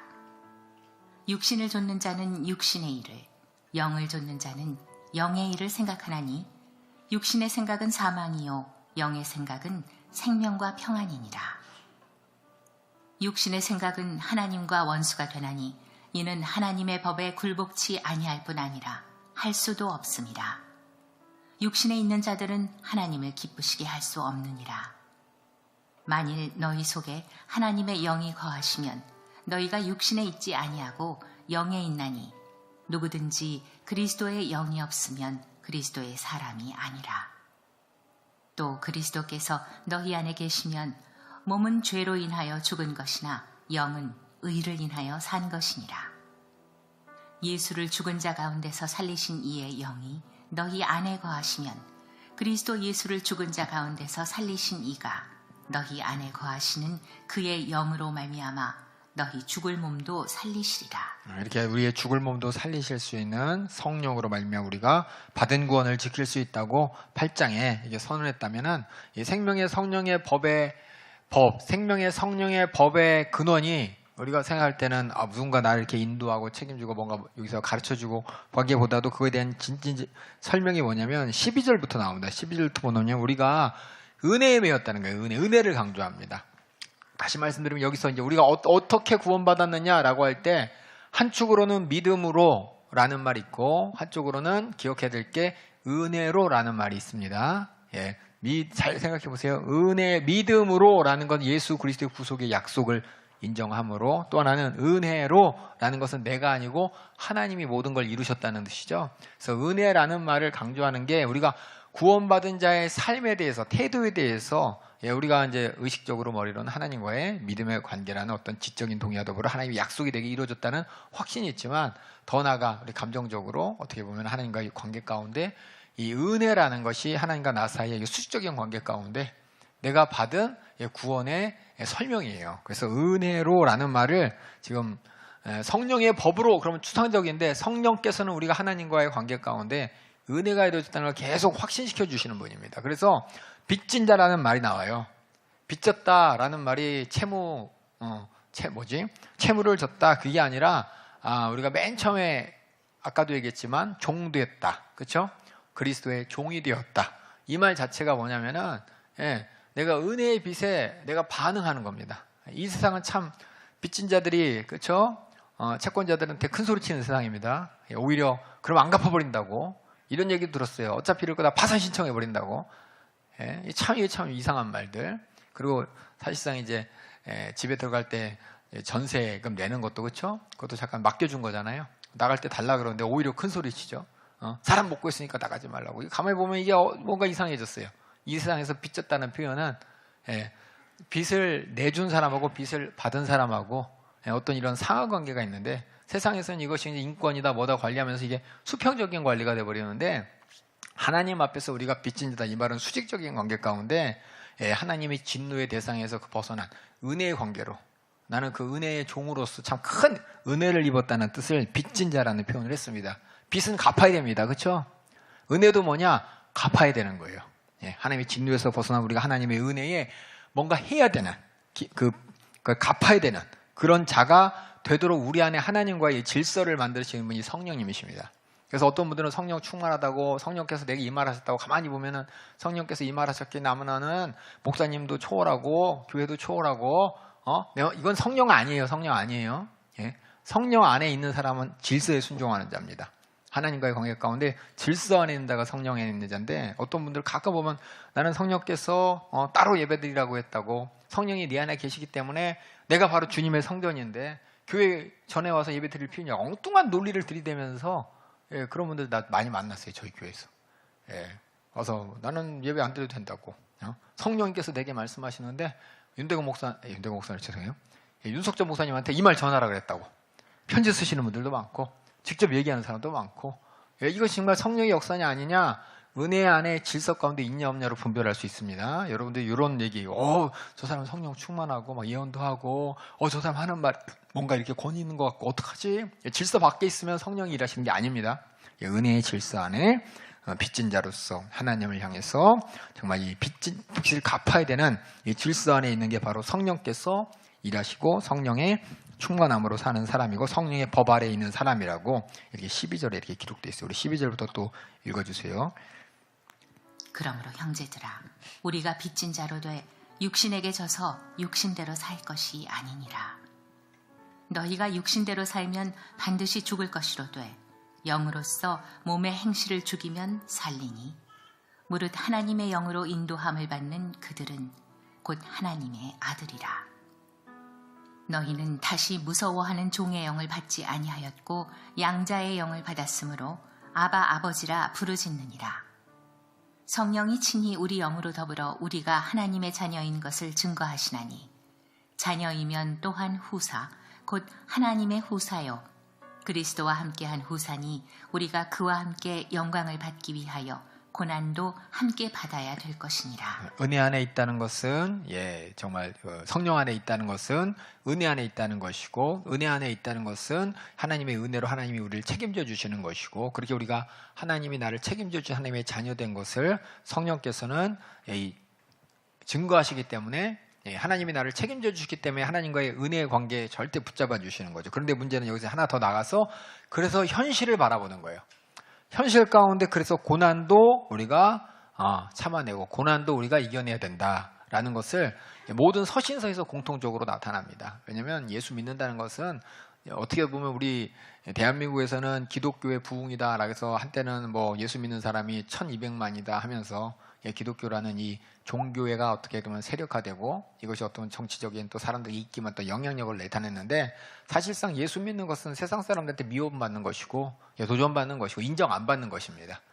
어떻게 보면 진짜 그런 상황이 이제 펼쳐질 것이고, 예수 믿으면 그런 상황을 당연하게 받아들여야 되는데, 예수 믿으니까 예수 믿는 사람이 연합해서 당을 만들고 뭐 정치적으로 하고 뭔가 이렇게 하면 되지 라면서 하는데, 우리는 세상과는 구별되게 하나님의 법 안에 사는 사람인 것이고, 하나님의 법 아래 있기 때문에 세상에서 미워할 수밖에 없는 사람인 것이고, 또 이 땅에서는 세상의 고난과 핍박이 당연한 겁니다. 고난받지 않고 핍박받지 않고 우리가 신앙생활을 할 수가 없어요. 또 이렇게 예수 그리스도의 복음은 그렇게 전해지지가 않아요. 다시 말해서 예수 그리스도의 복음은 죄를 지적하는 거잖아요.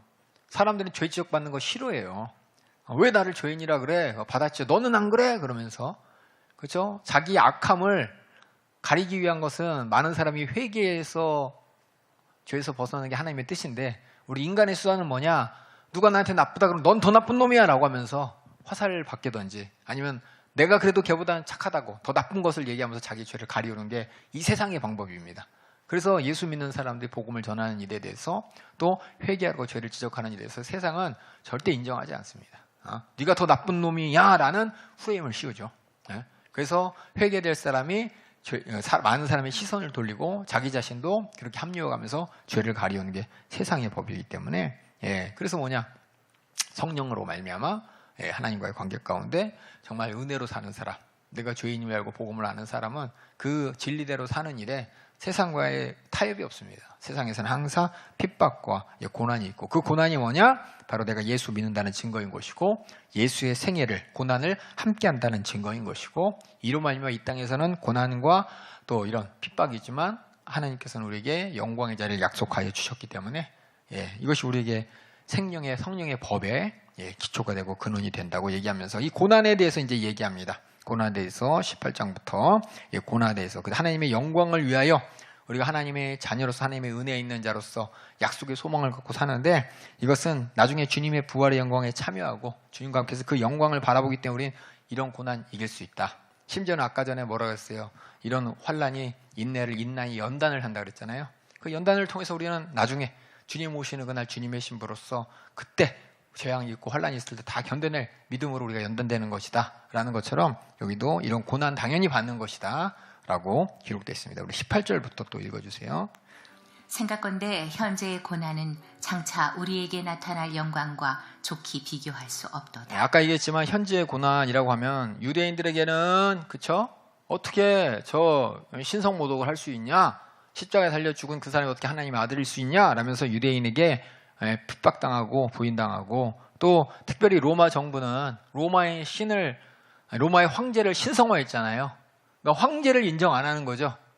황제는 신으로 인정 안 하는 거죠. 황제라면 신으로 인정해야 되는데, 유대인들, 특히 이제 예수 믿는 사람들은 예수만이 우리 주다 얘기하잖아요. 예수만이 우리의 주권자다, 황제는 아니다 라면서 그걸 거부하니까 로마에게서 엄청난 핍박을 받게 되는 것이고, 그래서 로마 교회 아까 했지만 그 황제 이름이 누구였죠?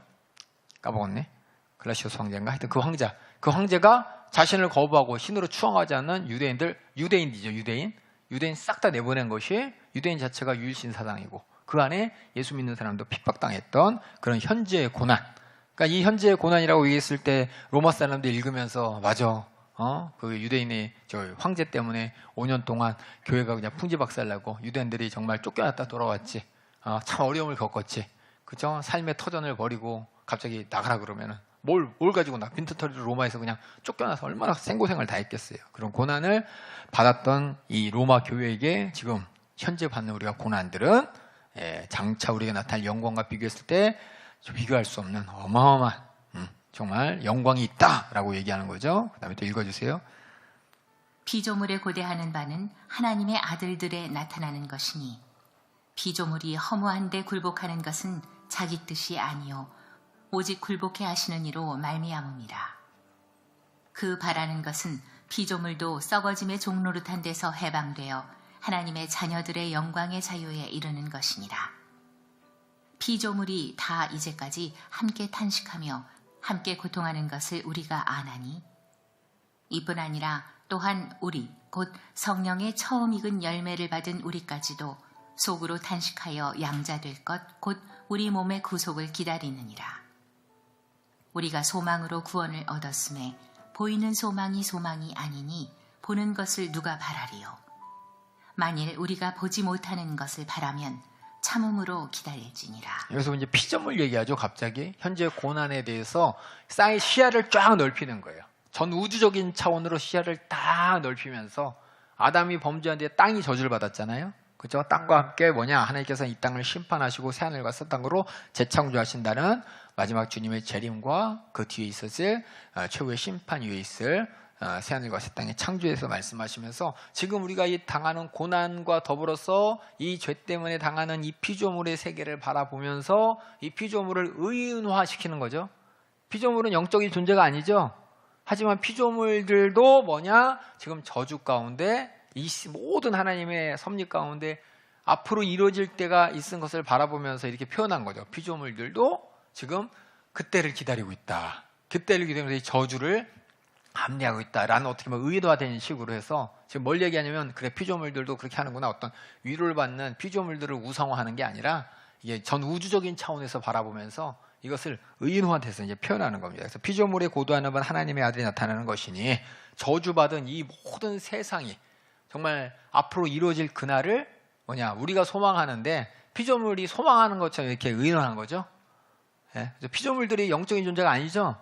피조물도 하나님의 질서 가운데 있고 없고 그냥 물질이에요, 물질. 근데 이것을 의인화하면서 오히려 피조물들도 그때를 바라보고, 그러니까 그때가 온다는 거죠.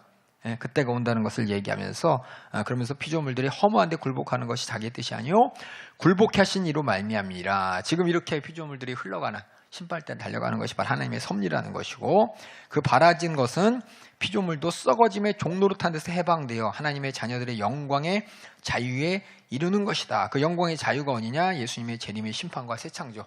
그때를 향해 지금 이 모든 우주가 달려가고 있다는 표현을 이렇게 의인화한 거예요. 그렇게 말로써 이제 위로하는 거죠. 그렇죠?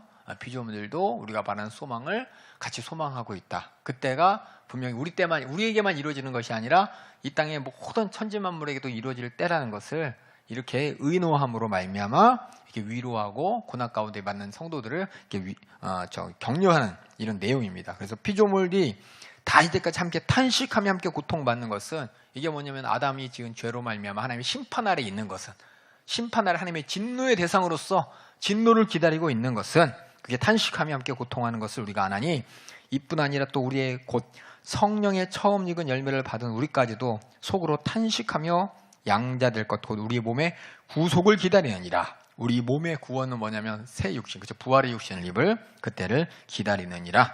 그래서 25절 우리가 소망으로 구원을 얻었음에 지금 당장은 뭐예요? 하나님의 직접적인 심판이 이루어지지 않지만 우리는 죄사함 받았죠? 심판에서 벗어났다는, 그렇죠? 앞으로 이루어질 그 영광의 구원을 바라보면서 그 소망으로 구원을 얻었음에 보이는 소망이 소망이 아니니 보는 것을 누가 바라리요? 보이는 이 땅의 고난이 벗어난 그때를 바라보는 것이 아니라 우리는 더 멀리 새하늘과 새 땅, 예수님의 재림과 더불어서 완전한 심판과 더불어 새하늘과 새 땅, 그때가 보이지 않는 소망인 것이고, 보이는 소망은 지금 내가 빨리 이 고난 끝났으면 좋겠다, 지금 이 현실에서 좀 안위를 얻었으면 좋겠다, 이게 소망이 아니란 겁니다. 우리가 예수 믿는 사람으로 갖고 있는 소망은 저 뒤에 있는 주님의 재림과 새하늘과 새 땅이라는 것을 얘기하는 것이면서, 만일 우리가 보지 못하는 것을 바라면 지금 보이지 않지만 바라고 있으니까 끝까지 인내해야 된다, 기다려야 된다라면서 고난받는 사람들에게 얘기합니다. 고난받는 사람의 가장 좋은 위로는 뭐야? 금방 끝나, 좀만 참어, 이거잖아요. 근데 성경에서 얘기하는 고난받는 자들에게 소망은 뭐냐면 주님의 재림의 때를 바라봐봐. 그때 그게 틀린 거예요. 이 소망이. 예, 이해 가시죠? 예, 그래서 이렇게 성령께서 뭐냐, 이 모든 것을 기억하게 하시고 보게 하시고 바라보게 하시기 때문에 이 현재의 고난은 장차 우리에게 나타날 영광과 좋게 비교할 수 없어다. 장차 우리에게 나타날 영광이 어떤 때냐? 지금 나의 고난이 끝나는 때가 아니라, 지금 내 육신의 문제가 해결이 끝날 때가 아니라 주님의 재림과 새 창조, 주님의 약속하신 재림의 그 소망입니다. 이해가시죠? 그걸 바라보면서 현실의 고난을 이겨나가고 현실의 고난이 아닌 첫때의 소망을 바라보자. 그때의 소망을 우리만 갖고 있는 것이 아니라 피조물도 바라보고 있다. 피조물도 그때를 바라보면서 참 탄식하고 있다라고 이제 보시는 거예요. 그러니까 피조물 얘기하는 거 보니까 뭐예요? 새하늘과 새 땅의 창조를 얘기하는 겁니다. 이 내용이 그래서 뭐냐, 그냥 어떤 분들 이거 보면서 야, 그래, 고난 위로받아. 하나님께서 다 고난 가운데 끝내시고 금방 이제 욥 봐봐. 고난 가운데 참으니까 하나님께서 나중에 2배 축복 주셨잖아. 참어, 인내. 우리의 인내와 우리의 참음은 지금 당장 현실의 고난과 문제가 해결되는 것이 아니라 저 뒤를 바라보는 그런 소망이 여러분의 있길 주님의 이름으로 축원합니다. 피조물까지 들이대면서 피조물들이 하나님의 심판 앞에 다시금 새하늘과 새 땅으로 창조돼. 그때를 우리도 바라지만 피조물도 바란다는 의인화된 이런 표현으로서 이게 위로하고 그때를 바라볼 수 있도록 하는 게 성령의 법 안에 있는 자들이 고난을 상대하는 마음가짐이에요. 우리 재림의 믿음 매일 얘기하잖아요. 그렇죠? 재림의 믿음이라는 것이 지금 현재 가운데 고난당하는 자들에게 그때를 소망으로 주신 믿음이 되는 것입니다. 그 다음에 26절 또 읽어주세요. 이와 같이 성령도 우리 연약함을 도우시나니 우리가 마땅히 빌 바를 알지 못하나 오직 성령이 말할 수 없는 탄식으로 우리를 위하여 친히 간구하시느니라. 마음을 감찰하시는 이가 성령의 생각을 아시나니 이는 성령이 하나님의 뜻대로 성도를 위하여 간구하시느니라. 여기까지 보면 성령도 우리를 위해 탄식하신다 그랬죠. 탄식이라는 게 뭘까요? 아우 왜 그래 그래서 막 후회하고 이게 아니라 탄식이 뭐냐면은 간구예요. 간구. 이 땅이 탄식한다. 이때 그때를 바라보는 거고, 성령도 탄식한다. 이 말은 아우 후회하는 게 아니라 우리를 위해서 간구한다는 내용입니다. 그래서 우리를 위한 간구의 내용, 그 탄식의 내용이 정말 후회하고 괴로움의 외침이고 정말 원망이고 이게 아니라 미래를 바라보면서 참 현재의 고난을 이기실 하나님을 향해서 간구한다는 내용으로 이해해야 되는 게 제가 옆에 구절을 썼어요. 그래서 우리가 탄식하면 한국말로 받아들이지 마시고 성경에 써 있는 대로 이해하시는데, 성경에 기록된 탄식, 피조물의 탄식, 성령의 탄식, 또 우리도 탄식하잖아요. 그렇죠? 이 모든 탄식이 아후가 아니라 그때를 바라보면서 간구하는 탄식이 돼야 된다는 겁니다. 사도행전 7장 34절에 보니까 내 백성이 애굽에서 괴로움을 받으면 내가 정령이 보고 그 탄식하는 소리를 듣고 저희를 구원하려고 내려왔노니 시방 내가 너를 애굽으로 보내리라 하시니라 하면서 모세를 이제 부르셨던 내용을 이제 스데반이 설명하면서 그들이 탄식했대. 애굽의 종살이하는 그들이 탄식했다는 얘기는 애굽에 있는 종들이 외로워 힘들어 어떡해 이게 아니라 그들이 아브라함의 후손으로서 아브라함의 약속을 계속해서 유전으로 물려받았잖아요. 율법은 없지만 그들의 조상이 아브라함이고 아브라함의 약속에 따라 그들이 큰 복을 받을 민족이라는 것을 계속해서 뭐예요? 아버지, 할아버지 계속 이렇게 귀로 계속 받았던 그 믿음의 유산, 그 유산이 갖고 있기 때문에 그 하나님 우리 언제 아브라함의 약속대로 우리를 구원하십니까? 라고 아브라함의 하나님, 그들의 조상의 하나님 앞에 간구한다는 내용이 탄식이에요. 탄식. 이해하시죠? 우리가 이게 탄식한다는 말을 어떻게 성경적으로 이해해야 되느냐? 잘못 이해하면은 탄식, 이렇게 참 후회하고 고통스러워하고 하나님이 그 고통스러운 어떻게 도와줬나 보다가 아니라 하나님을 향해 탄식 간구했다는 얘기입니다. 간구. 그 다음에 고린도 후서 5장 1절부터 5절 한번 읽어볼게요. 만일 땅에 있는 우리의 장막집이 무너지면 하나님께서 지으신 집 곧 손으로 지은 것이 아니요 하늘에 있는 영원한 집이 우리에게 있는 줄 아나니 과연 우리가 여기 있어 탄식하며 하늘로부터 오는 우리의 처소를 더듬기를 간절히 사모하노니. 그래서 여기 있는 탄식은 뭐냐? 간절한 사모와 함께 있는 겁니다. 그렇죠? 그냥 후회가 아니라 분명히 간절히 사모하노니 써 있잖아요. 간절히 그때를 바라보면서 탄식하는 거예요. 이렇게 입으면 벗은 자들로 발견되지 않으려 함이라. 이 장막이 있는 우리가 곧 짐진 것 같이 탄식하는 것은 벗고자 함이 아니요 오직 덧입고자 함이니 죽을 것이 생명의 삼킨가 되게 하려 함이라. 곧 이것을 우리에게 이루게 하시고 보증으로 성령을 우리에게 주신 이는 하나님이시니라. 그래서 우리가 탄식하지만 소망을 갖게 하시는 분이 하나님이시라고, 성령님이시라고, 그게 이제 성령의 법으로라는 말이고, 성령으로 말미암아 우리가 받은 은혜와 더불어서 앞으로의 소망이 더 확실해질 수 있도록 우리를 인도하시는 분이라는 것을 우리가 알게 됩니다. 이해 가시죠? 이 탄식이라는 걸 잘 이해하셔야 돼요. 성경에 나오는 탄식이 정말 하나님 앞에 간구하는 탄식인지 아니면 그냥 후회와 또 절망과 그런 거의 외침으로 끝나는지 여러분 잘 보시고, 지옥에서의 탄식은 소망이 없는 탄식입니다. 그렇죠? 여러분 잘 이해해 주시기 바라요. 그래서 뭐냐? 고난에 대해서 하나님께서 성령께서는 그렇죠? 저 간절함으로 우리가 사모할 수 있도록 소망을 주시기 때문에 우리의 탄식은 뭐냐? 그때를 바라볼 수 있고, 그것이 단지 우리만의 탄식이 아니라 이거 뒤에 나오죠? 조그맣게 썼어요. 박스에다가 피조물의 탄식, 그렇죠? 우리의 탄식, 성령의 탄식, 그렇죠? 이거 뭐야? 앞을 미래지향적인 것이죠. 그때 소망을 가지고 간절히 바라는 탄식입니다. 마찬가지로 8장, 9장, 10장 마가복음에 예수님의 한탄이 나와요. 탄식과 예수님의 한탄. 예수님도 한탄하는 내용. 아유 왜 그래서 왜 이거 몰라? 아유 왜 이렇게 못해? 하면서 한탄하는 내용이 나오는데, 이건 예수님께서 뭐냐? 안타까움의 목소리죠. 안타까워.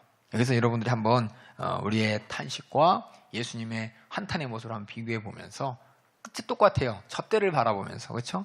저 때를 바라서 구원받은 우리의 탄식과 구원받지 못한 우리를 바라보면서 예수님의 한탄은 성령의 탄식과 같은 것이죠. 그래서 여러분들이 이게 참고하라고 이게 마가복음 같이 하시는 분들 한번 다시금 돌이켜보라고 이렇게 적어놨습니다. 그래서 성령께서 우리를 도우실 것이고 친히 우리를 위해 간구하시니, 왜냐? 우리는 뭐예요? 빌바를 알지 못하고 우리 연약함 때문에, 그죠? 어떻게 나는 뭔지 모르겠어. 나는 연약해. 이게 아니라 그때를 바라보면서 지금 내가 뭐 해야 되지? 그때를 바라보면서 나 지금 뭐 해야, 이게 그때를 가지고서 지금 탄식하는 겁니다. 그때 소망을 가지고 고난 가운데 정말 하나님 앞에 탄식하는 이것이 바로 우리의 탄식인 것이고, 그때 하나님께서는 섭리대로 뜻대로 우리를 위해서 도우신다는 것이 바로 성령을 통해 우리 계신 약속이라는 것을 우리가 발견하게 됩니다. 그래서 우리가 고난에 성령이 우리를 도우시는데 하나님의 뜻대로 우리를 도우실 것이다. 우리를 위해 간구하고 계시다. 그래서 우리는 소망을 갖고 있다라는 것이 성령의 법으로의 안에 있는 겁니다. 그렇죠? 성령의 법으로, 그렇죠? 내 속사람과 겉사람이 막 싸워요. 그렇죠? 첫 번째는 뭐냐? 은혜를 기억하고, 또 하나는 성령께서 우리를 위해 탄식하고 계시고, 그렇죠? 그래서 우리를 도와주실, 우리의 간구를 들으실 것이고, 이게 우리에게 뭐냐? 성령의 법 안에서 하는 마음과 신앙 자세예요. 그 다음에 28절 또 읽어주세요. 우리가 알거니와 하나님을 사랑하는 자, 곧 그 뜻대로 부르심을 입은 자들에게는 모든 것이 합력하여 선을 이루느니라. 하나님이 미리 아신 자들로 또한 그 아들의 형상을 본받게 하기 위하여 미리 정하셨으니 이는 그로 많은 형제 중에서 맏아들이 되게 하려 하심이니라. 여기 보면은 이제 29절에 하나님의 아들을 형상을 본받기 위하여라고 했죠. 하나님의 아들이 이 땅에서 보여주셨던 그 공생 가운데 고난도 영광도 우리 다 본받는 겁니다. 따라가는 겁니다. 그래서 고난 가운데서 그 영광을, 부활의 영광을 보이셨던 우리 예수님처럼 우리도 이 땅에 고난이 있지만 주님의 부활에 참여할 그 영광의 때를 바라볼 수 있도록 정하셨다고 이렇게 얘기하고 있어요. 그 다음 읽어주세요. 또 미리 정하신 그들을 또한 부르시고 부르신 그들을 또한 의롭다 하시고 의롭다 하신 그들을 또한 영화롭게 하셨습니다. 여기 보면은 이제 정하시고 부르시고 의롭게 하시고 영화롭게 하시고, 그 봐보면 이게 수동태죠. 그렇죠? 우리를 부르시고 하나님이 우리를 부르고 우리를 정하시고 하나님이, 그러니까 다 하나님이 하신 거죠. 우리는 그거에 뭐예요? 하나님이 하신 일의 수혜자죠. 수동태로 표현되어 있는 것은 뭐냐? 우리가 구원받은 것 하나님께서 정하신 것이고 하나님이 부르신 것이고 하나님께서 또 의롭게 하신 것이고 하나님이 또 영화롭게, 다 하나님이 하신다는 거예요. 우리의 구원의 모든 여정이 실상은 다 하나님께서 인도하시는 하나님의 주권적인 섭리, 그 은혜를 강조하는 겁니다. 그래서 뭐냐? 우리 구원받은 것은 은혜다, 이 말이 뭐예요? 여기 믿음으로 은혜로, 이 은혜는 뭐냐면 하나님의 주권적 섭리 가운데 내가 구원받았다는 것이지, 내가 어떤 의지를 가지고 하나님 앞에 요구해서 어떤 수단을 가지고 하나님께 나간 게 아니라 하나님이 시작부터 마지막까지 주권적인 섭리를 가지고 다 나를 인도하셨다. 그래서 그 구원이 내가 받은 게 아니라 하나님이 주신 거죠. 내가 찾은 게 아니라 하나님이 주신 거죠. 그래서 이게 은혜다라는 지금 얘기를 하는 거예요. 그래서 우리가 고난받았을 때 그 은혜, 하나님이 주권적 섭리 가운데 지금까지 인도하셨기 때문에 그 주권적인 섭리로 나를 책임져 주신다는 그것까지도 뭐냐? 성령의 법 안에서 우리가 하나님과의 관계 가운데 깨달아야 될 것이라는 겁니다. 네, 그래서 이렇게 주권적인 섭리, 은혜, 강조라고 했죠. 그래서 우리가 구원을 어떻게 받았습니까? 은혜로 할 때 이 은혜 앞에 항상 가로 열고, 예, 하나님의 주권, 그리고 섭리라는 말이 뭐예요? 하나님의 뜻대로죠. 가만히 보면 어떻게 된 거야? 우연이 아니라는 거예요. 우연이 아니고 다 하나님께서 예정하신 대로 하나님의 섭리대로 지금 이루어지고 있다는 것이고, 내가 구원받은 것도 그렇게 하나님의 뜻 안에서 이루어진 것이기 때문에, 내 뜻이 아니라 하나님이 하셨기 때문에 은혜라는 겁니다. 그래서 로마서에서 은혜로라는 말, 또 성경 전체에서 특별히 신약 서신서에서 바울이 얘기하는 은혜로 하는 것에는 뭐가 포함되냐? 하나님이 하셨다는 거예요. 자기도 택하시고 자기도 부르시고, 로마 성도들 너희들도 하나님이 부르시고 성도로 부르시고, 다 하나님의 은혜 안에 우리가 있다는 것이 뭐냐? 성령의 법 안에서 하나님과의 관계 가운데 깨달아지는 사실이라는 겁니다. 그 다음에 또 읽어주세요. 그런즉 이 일에 대하여 우리가 무슨 말하리요? 만일 하나님이 우리를 위하시면 누가 우리를 대적하리요? 이렇게 하나님의 주권적인 섭리 안에 하나님이 우리를 인도하시는데, 하나님이 책임져 주시는데 누가 우리한테 이르러져라 대적할 수 있겠냐? 지금 주권적 섭리 안에서 얘기하는 겁니다. 그 다음에 읽어주세요. 자기 아들을 아끼지 아니하시고 우리 모든 사람을 위하여 내어주시니가 어찌 그 아들과 함께 모든 것을 우리에게 은사로 주지 아니하시겠느뇨? 누가 능히 하나님의 택하신 자들을 송사하리요? 의롭다 하신 이는 하나님이시니 누가 정죄하리요? 죽으실 뿐 아니라 다시 살아나신 이는 그리스도 예수시니 그는 하나님 우편에 계신 자여 우리를 위하여 간구하시는 자시니라. 아까 앞에는 성령이 말할 수 없는 탄식으로 우리를 간구하신다 그랬는데, 지금 그리스도 예수도 하나님 우편에서 우리를 위해 간구하신다고 되어 있죠. 그 말은 뭐냐? 그만큼 우리가 혼자가 아니라는 것이고, 예, 하나님께 바라는 뜻대로 간구하는 것이 이루어질 것이라는 소망의 확실함을 설명하는 것이, 피조물도 말할 수 없는 탄식으로 그때를 바라보고, 성령님도 뭐예요? 탄식으로 우리를 위해 간구하고, 예수님도 우리를 위해 간구하신다는 것이 지금 고난받고 있는 사람들에게 얼마나 큰 확신이고 위로가 되느냐. 성령의 법 안에서 그렇게 우리가 확신이 있다는 겁니다. 그 다음에 35절 읽어주세요. 누가 우리를 그리스도의 사랑에서 끊으리요? 환난이나 곤고나 핍박이나 기근이나 적신이나 위험이나 칼이랴.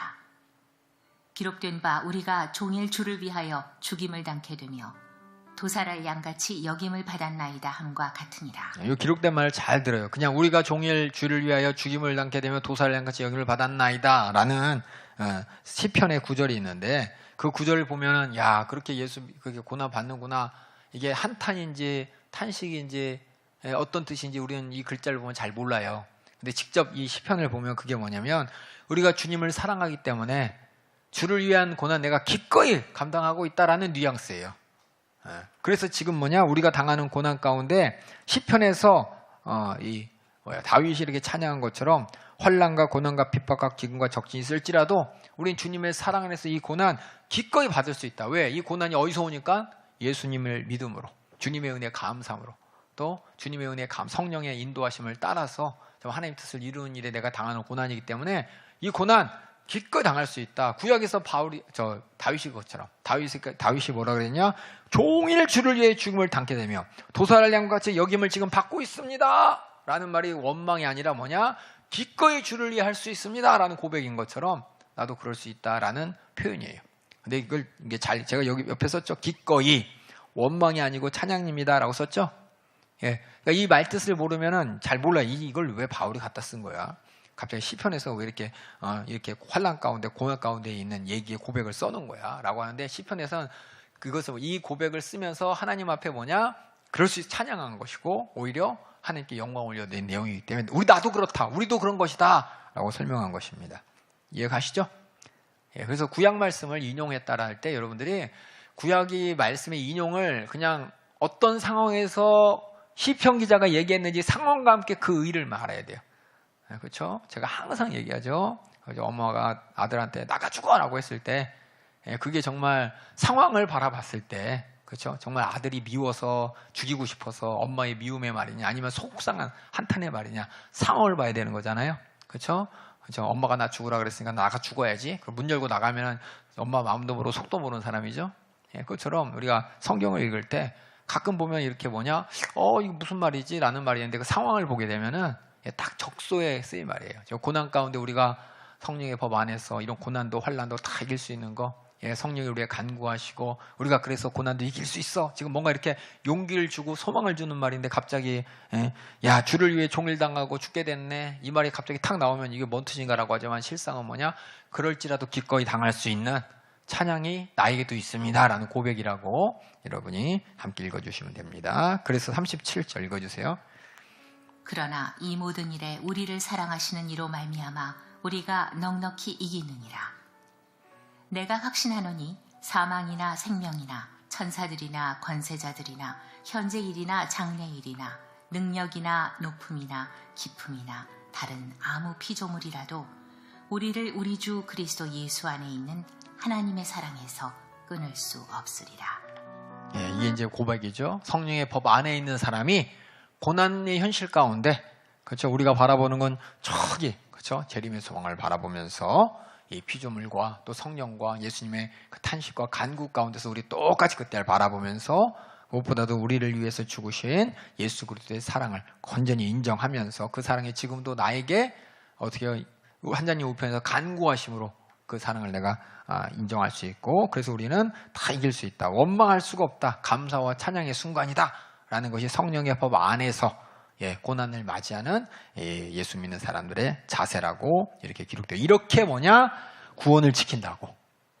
이렇게 우리가 구원을 지키는 것이라고 지금 바울을 통해서 로마서의 바울을 통해서 이렇게 얘기하고 있습니다. 그러니까 우리가 정말 구원의 은혜를 경험한 자, 더 나아가서 진짜 예수님이 이 땅에 오시고 죽으시고 또 우리에게 주신 약속이 그게 얼마나 큰지 안 자들은 이걸 이해할 수가 있어요.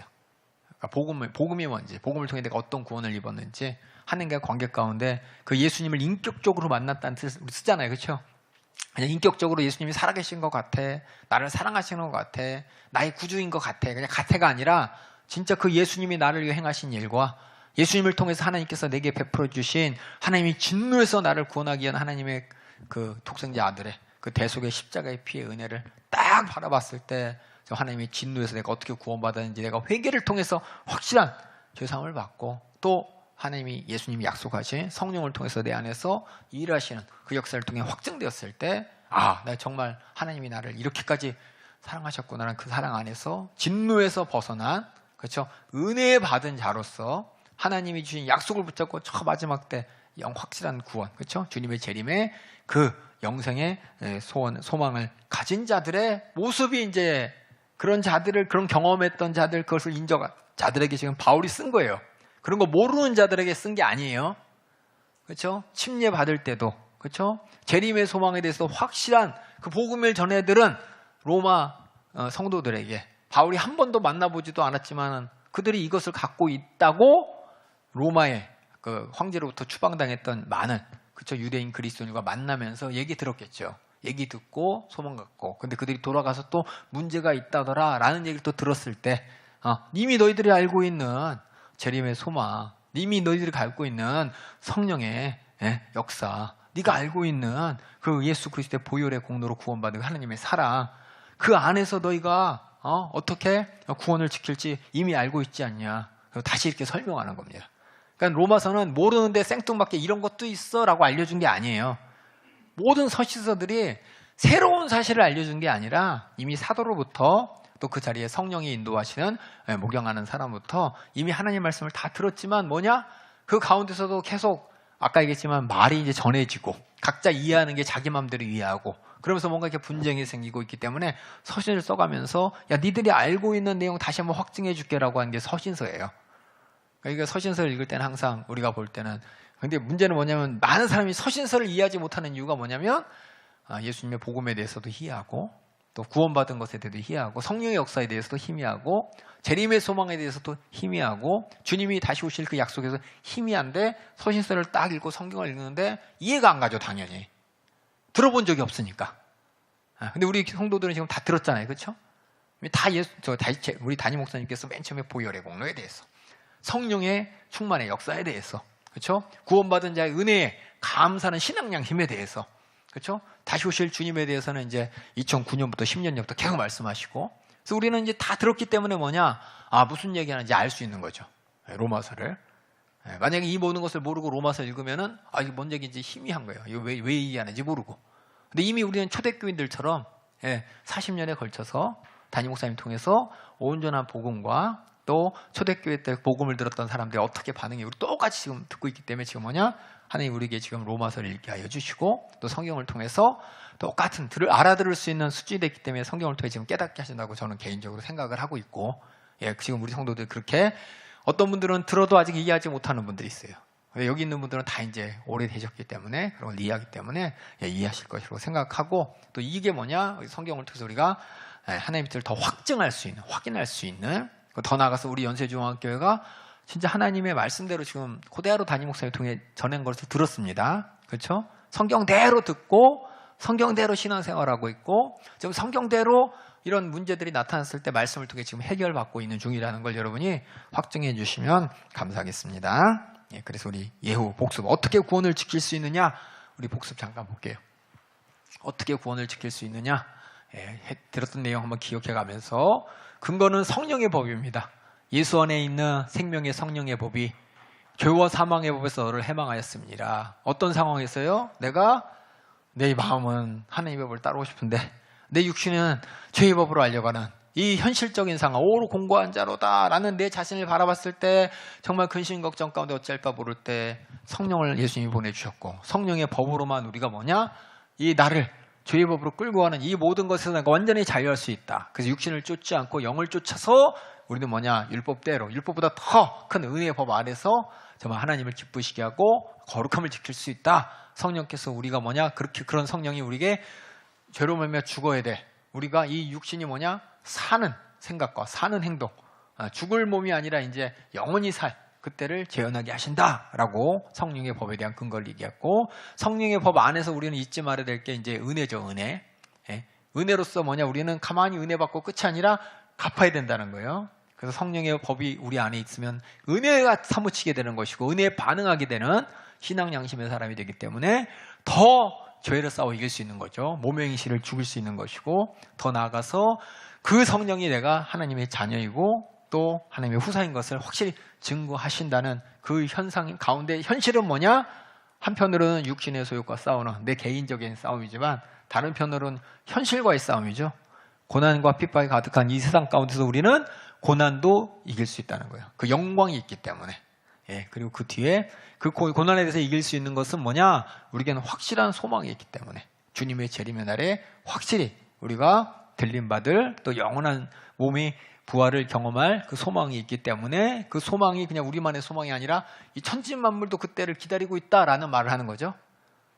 탄식하면서 간구하면서 그날을 기다리고 있다. 그래서 다시 오실 그 영광을 바라보면서 우리는 고난을 이길 수 있다. 주님의 재림의 영광을 바라보며 완전한 구원을 바라보며 이길 수 있다. 그뿐만 아니라 성령께서는 우리를 위해서 또 뭐냐? 탄식하시며 간구하고 계신다. 우리가 뭘 기도해야 될지 모르는 우리를 위해서 간구하시기 때문에 우리를 하나님의 뜻대로 책임져 주신다. 라는 얘기가 성령이 우리를 도우신다는 얘기고 더 하나 나가서 예수님도 우리를 위해 간구하고 계신다. 하나님의 우편에서. 그렇죠? 그 사랑이 얼마나 진실한지 우리 알고 있지 않냐. 그 사랑이 끊을 수 없는 그 사랑 안에서 우리는 지금 당하는 고난이 뭐냐. 오히려 하나님을 사랑함으로 나에게는 찬양이 된다는 거죠. 아이고 어떻게 나 이렇게 정말 무서워요. 힘들어요. 이게 아니라 이런 고난 가운데서도 내가 하나님께서 내게 주신 약속이 있기 때문에 내가 하나님을 찬양합니다. 아까 얘기한 것처럼 이 고난이 나에게는 인내고 연단의 기회고 주님 오실 그날 그 무진 환난도 겪어낼 수 있는 연단의 기회라는 것을 알기 때문에 내가 그 사랑 이거 간주도 주님의 사랑이라고 인정하면서 끊을 수 없는 그 사랑 앞에 내가 찬양합니다 라는 것이 성령의 법 안에 있는 사람의 모습이죠. 성령의 법 안에 있는 사람이 현재의 고난을 성령과 또 예수님을 통해서 더 나아가서 이 천지 만물이 어떻게 움직이는지를 바라봤을 때 넉넉히 이길 수 있도록 성령이 우리를 깨닫게 하시고 또 인도하신다는 내용이 바로 그렇게 우리가 구원을 지킬 수 있다는 겁니다. 그래서 담임 목사님이 매일 성령 충만해야 됩니다. 성령 충만해야 됩니다. 그 말이 이제 담임 목사님이 표현을 통해서 우리가 다 들었는데 이것이 성경과 다른 게 아니라는 거죠. 우리가 계속해서 어떻게든 구원의 은혜 감사함으로 또 성령이 거룩하게 내 안에 장악하시도록 회개함, 죄를 찾아 회개함으로 성령의 인도받는 사람은 죄의 몸의 사욕을 이기는 사람인 것이고, 그렇죠? 더 나아가서 현실의 고난 가운데서도 저 소망을 바라보면서 다 이길 수 있는 사람인 것이고, 또 예수님의 사랑이 충만해서 어떤 고난 가운데서 원망이 아니라 찬양할 수 있는 사람인 것이고, 이런 것들 여러분이 이렇게 성령께서 우리를 구원을 지켜주신다는, 구원받은 우리에게 책임져 주신다는 내용이 바로 우리가 구원을 지킬 수 있는 내용이다라고 8장에 기록되어 있습니다.